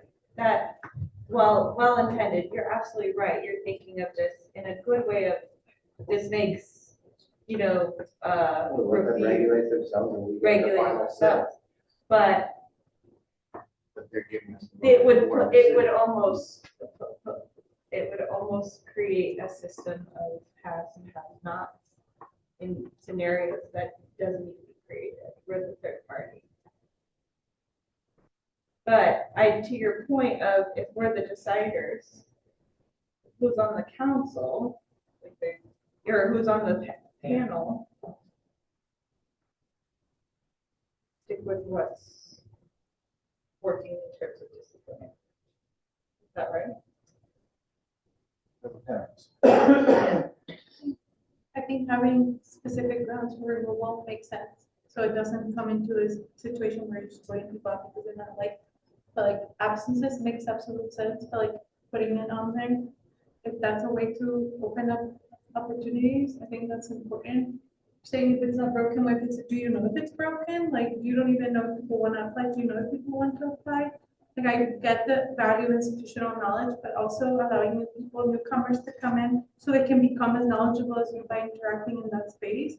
Like, I just feel like there has to be a way to allow new people to come in and you come up with a good solution of creating grounds for removal that is more, it doesn't have to take you a year to finally get to that point. That it could be a faster process, and if people are not taking it serious and you're replacing them with potentially new people that want to be a part of it.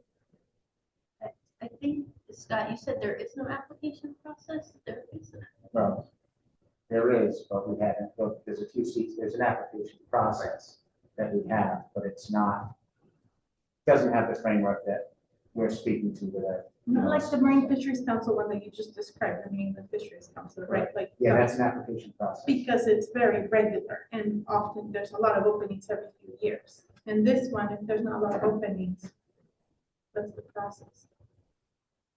Oh, after I get on the member. I don't know when the last time we put members on the staff.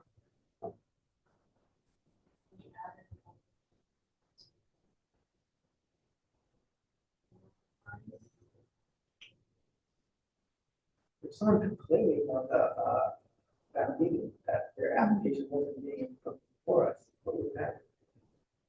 Well, that's because we're kind of walking through, trying to get through this process first before we just did something that goes outside of what the council may or may not decide on this.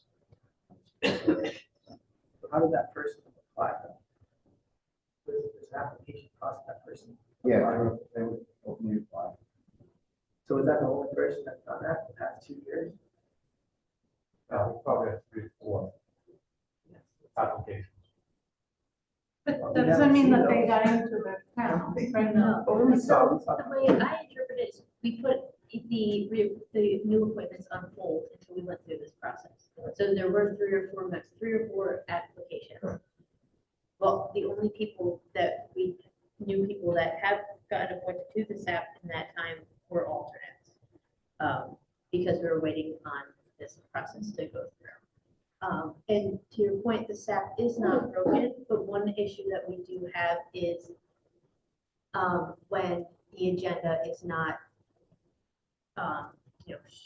shellfish management area heavy, or if it's just aquaculture applications, people don't feel inclined to attend. So we've had meetings where it was questionable whether to do that. So depending on what the agenda looks like, people may or may not show up. So that was a big issue last year. It's because there's not a lot of aquaculture representation. There is not. But on the other hand, when there's no aquaculture application on the agenda, the aquaculture representatives. So it's something we always. Which is why I think you gotta make that 15, you gotta get to that number. Cause that way, you know, you're kind of covering Even yourself. that, Yeah, but then we still need to have 8 people. Anna? Like Katie was saying, we do our best effort to ensure that we have a forum before a meeting, and then and it's been much better in recent years, but there have been multiple meetings. I would say in the early years that Katie started where we show up and there's not a forum. It's definitely an issue. People are not on the board, but that was making the whole process. Going into community meetings. And so ensuring, and I think, the factor of having the attendance track like that.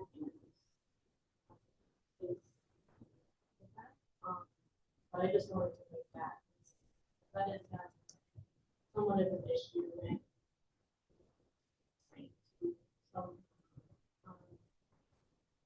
if there is a certain item on the agenda, you might not see certain people show up because of that. So, I just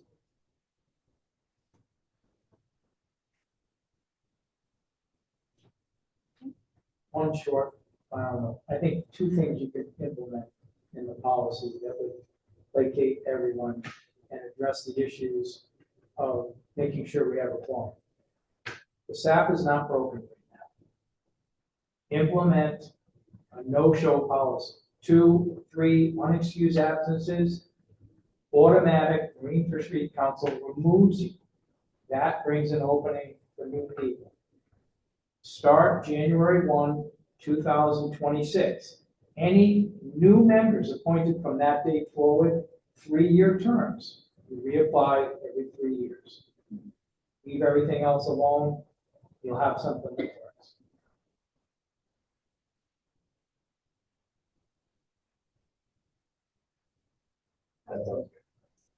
And But not illegal, right? try and That's get to, illegal. Yeah. a So there's this, 15 member. still the equity element on your part too. So there's, But if you get new attendees and they meet all the criteria, you wouldn't have to have a 3-year term.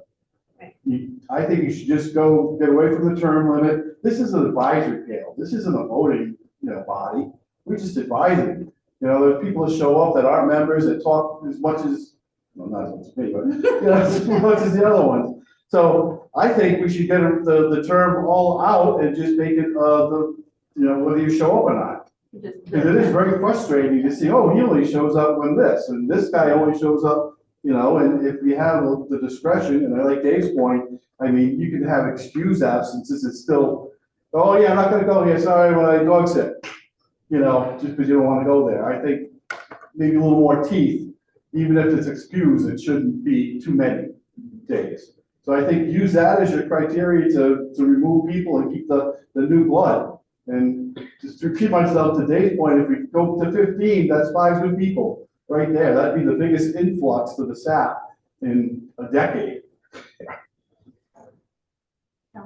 Yeah, I like to just keep it to removal for attendance or disruptive behavior. And to open up the application process as soon as possible. Other council members? That's fair, because older members not having to reply, but new members having to reply, is kind of creating some inequities. So just everybody treats this, you get treated the same. You're a new person, you get treated like the people who've been there for 30 years. okay. All right, so another concern that this resolved was, if we're gonna have 15 applications or 15 people to choose from, we weren't gonna start that until the January 1st, and the first SAP meeting in February. It's like, that's a lot to go through. But Just to be clear, just so that everybody's taking notes and they're trying to kind of put this all together, but with regard to absences, that was excused or non-excused, is that sort of a? I got here, under T, members may be removed from the panel by vote of the council for failure to appear at 2 or more meetings without due cause and prior notification, or for disruptive behavior, or 3 consecutive absences. Is that what everybody else has?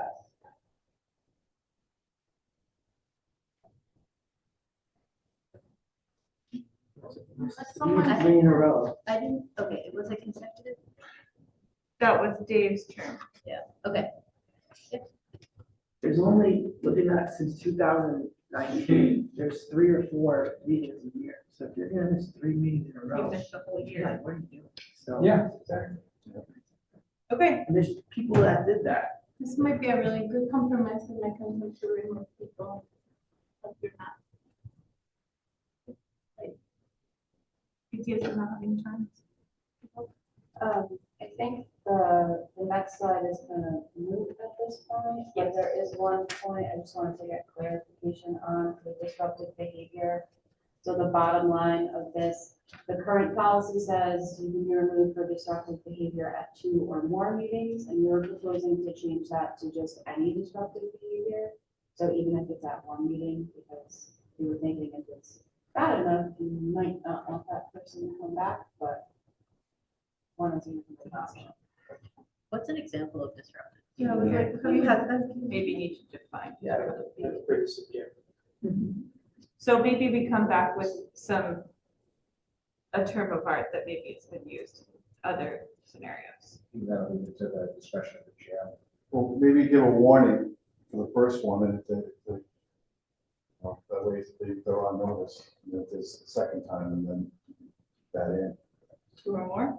Well, I think to the cool point would depend on what it is. Yeah, it's- This it's person's like fighting outrageous. somebody, like throwing punches, like, you know, you shouldn't get a Have second you had chance. that, Katie? No. I don't think- Katie's the one punching. To be fair, it hasn't happened at the SAP, but it has happened at other marine fisheries meetings. Yeah, actually, I was the one where the director and one of the participants went outside to have a fist fight. Oh, we heard about that.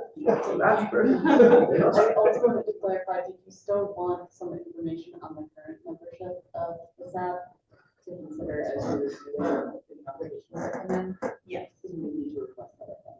Yeah, I think just information. Yeah, it would not be an application, it's just saying. Just trying to information. characterize who's on it right now.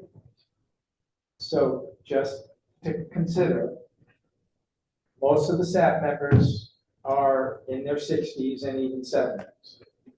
People are going to be, leaving. We have young people leaving the industry now. They're going to get jobs because they can't make a living out here. And at the current rate of cohort landings, in about 10 years, there will be no industry unless we do something radically different. That's where we're at. All right, I think, we've got our homework assignment.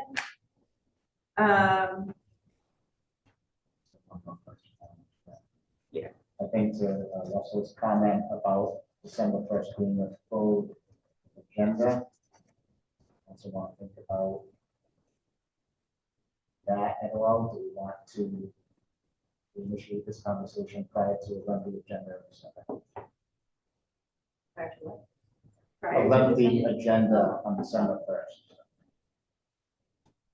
Do you want? The stuff that we talked about now being pushed to December 1st. Currently it is, we have it on the schedule for December 1st. I think we've taken all the comments and we're going to come back with a refined and perfected policy, but that doesn't mean it's not going to have some discussion around it with a lengthy agenda to follow or as part of it. We have a lot to get through on December 1st. So I just want some clarification for council if we want to tackle this on December 1st. I think that if you incorporate, like, we have a pretty good idea of what should be included in here. Then ideally, the next step would just be to vote on it with a clean copy with the edits incorporated here. I don't think that, when I initially said like we could have a couple items to vote on next time, it was as if we were at a stalemate, but it seems like we don't have that kind of voting homework to do. So, if you guys go through and see all the edits that are made here, or we need to make one or two edits after or on the fly, I don't suspect it could take long because we've talked ad nauseum about the bigger items here. But I'll defer if you guys want to punt this. But I will say every meeting is becoming a lengthy meeting. So we're going to have to do this one time or another.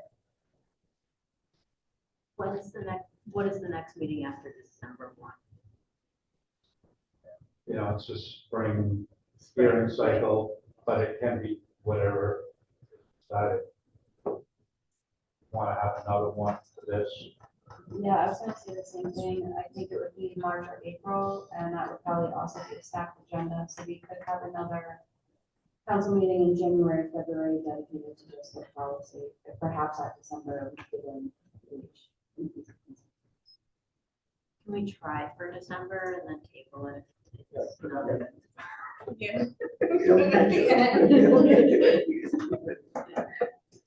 Yeah. Just, I think what you have in front of you is like a lot, and if it were to be, once it's refined and brought to you and it's adopted, whatever you see after that you don't like, it's going to be a much easier edit after that. Now we're just doing small little things. This is a complete rewrite, so it's a lot. So I'm just saying a future edit revision would be, it's going to be a lot easier. We'll do a little to keep it on December? So even if it gets adopted, this opportunity to revise, and it'll be easy to do. I would just like to see it voted on sooner than later so we can get applicants on the panel sooner than later. Because as it is, they won't be able to be, we won't appoint them until the March or April meeting unless we have a special what do you call it? Special session. No. But other, people really want to be on the steps. Try for December? Try for December. Yeah, Maybe just put it at the end. At the end. at the end, okay. December at the end. Thanks. The last thing I want to say on this, and it's very short, but I do want to give a lot of credit to our division team, Pete and Nicole, and everyone actually here. We've been talking about this for 2 years now. And they've been doing a lot of analysis of how it works, who it affects. We've talked about it a lot in meetings. And so I just want to give a special thanks because they've really done a lot of work to bring this to something where we've been able to discuss it and not get through too much minutia, but actually think substantively about these matters. So thank you so much for doing all of that. It's really appreciated. Okay, I know it's getting late. We have a few more items. These are FYI, so just hang in there for a minute. We're going to move on to the Rhode Island Annual Fisheries Report. So we provide this report annually. We're supposed to consult with the council and get some input on what they would like to see included. So we put this together. It's about 53 pages of statistics summarizing all of our commercial and recreational fishing data. And should be some infographics, producing screenshots here just to try to summarize it and make it more easily digestible. There's a lot of information in this report. We're always adding to it as well to try to make tools for the industry and public to understand how our fishery works and how things are going. So we'd love to hear from any members of the council if there are other things you'd like to see added, if there are things that aren't clear or that are confusing. And I'll just really keep it at that in the interest of time, but if you have a chance to just take a look and we'd love some input and feedback on this. For 2025. Yeah. Great. Okay. Thanks. All right, and then we're going to go on to the recreational fishing report. Thank you, Madam Chair. This is the annual report to our statutory obligation to the council to look at the saltwater recreational fishing license program. You've got the report in your EPAC. I'll just hit the really high level items. Like I mentioned last year, we kind of leveled out in the amount of light rec licenses we're issuing. This year was no different. Likewise, with the net revenues, kind of leveled out as well. I'll also highlight the trend I highlighted last year is that, you know, we keep the same number of licenses because we got over 65 guys increasing. They're not paying a fee anymore. So to me, this highlights the importance of getting youth involved in fishing. We need people to take their place in the fee licenses, if nothing else. Next slide. And so now this is how we show see every year. This is how much, you know, we brought in last year, $224,000, you know, combined with the carryover. This is how we spent it. A couple things I'll highlight here. We've had all of these categories are self-imposed. They were created back when the license was created almost 15 years ago. So one thing, we have not had an artificial reef project in a long time, I believe, maybe pushing more than 6 years. We've been kind of holding that money in reserve for match to any projects that come up. I don't see any on the horizon. We have other big big budget items that we want to save for, such as right now we have a design for the Quanachitog boat ramp road to try to make it a little more resilient and improve the access situation down there. So what I've done is I've eliminated that category. I've distributed the money we are saving into that boating, fishing access one, as well as into the public education and outreach category, which we have overspent a couple of years now, because we're putting more staff time into it, putting more product out there. So that's just a minor change. This does not mean that we're abandoning any artificial reef projects. If one comes up, I'd be happy to consider, if we have it, throw some of this match money at it. Beyond that, the program functioned as it has since its inception. No really big changes this year. John, one question I have for this is, does this reflect personnel or is the supplies? What are the categories? So sure, yeah, I'm going kind of quick. So first of all, so this is a piggy bank. It's not use it or lose it money. We can save it from year to year. But yeah, it does. It has both supplies and personnel. In that first category, we do hire additional seasonal staff to conduct more recreational fishing interviews. That was very important to the panel that created the license. The boating fishing access, well, one is big builds, two is just annual maintenance to the access points. Fish stock assessment support, that's the big category there. That's a lot of staff time for working on various species. It also pays for our surveys as well, that survey recreational species of importance. And then public education and outreach as well. We put staff time towards that. We also fund our magazine and we fund our youth fishing camp with that category, among other smaller things. Thank you. One note as chair of another council, RICC would be happy to help with public outreach. Most definitely, I appreciate what you guys did for us already. Yeah, no, we really do try to encourage people to get licenses. We attend the fishing show every year.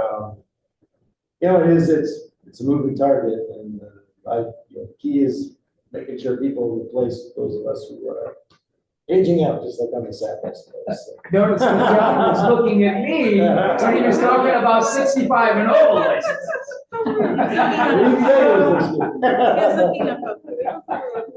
All right, the next item is the Rhode Island Marine. Oh, yeah, come up here. Yeah. So John, the first slide, you had that issue with the Rio and requiring social security and there was a dip. It was like 2021? Yeah, you can see exactly when the social security number, in my opinion, kicked in. It was for licenses being issued in the financial year 2022. Remember, this is our financial year July, not January, so it's a little weird with the numbers. Yeah. However, I mean, you can see we did have a big spike in licenses during COVID. People wanted to get out there, get the outdoors. In my opinion, though, you can see the licenses really drop off between 21 and 22. And look at the over 65 category. That was the demographic that absolutely did not want to put their social security number in. Those are free licenses. There's no reason why those should drop off. So I will say that there's no law. It still takes a social security number. If you don't want to put it in, there are ways you can get the license without the social security number now. But I'll be honest, I think that was a factor in the license issuance for sure. Can you use the driver identification number? Because that's when we originally did the multi-purpose licenses, you had the option. Yes, you can. Yes, you can. It was determined the social security number was not necessary. There's ways people can do that. Do you think that's why you implemented that before, right? Say again? You implemented these places where people can go to. Yeah, a lot of coastal towns with libraries, you can go there and you can go to the DEM licensing office. Do you think that's why you see a little bit of an increase again in 23, 24, 25, even though it's kind of steady? That's tough to say. We also, it's not the same people getting licenses every year. You don't have to get it, you can just get it. But yeah, that might be a fair assessment. That one's tough to say. I think one other thing, you only have to put your social in once or bypass it once. So I think you're also seeing maybe some new people coming in as well. So And our last item is the Marine Fisheries Council annual report. Yep, just like the last two statutorily required, you all got appointed by the legislature, I guess. I want to put you up. So, it's real brief, it just highlights the council membership, the meetings, that took place, and all the actions and the votes taken, and very important, response from the director to those actions, describes all the 18 meetings and those actions as well. So it's just a summary of what's happened. But I love iterating and emphasizing what the director said earlier. So, if you look at the reports, 96% of concurrence from the director with what you all decide. So it's emphasizes the importance of the panel, the advice of this. Are there any other matters from the public, council, or online? Hearing none, is there any objection to adjourning this meeting? Hearing none, meeting is adjourned.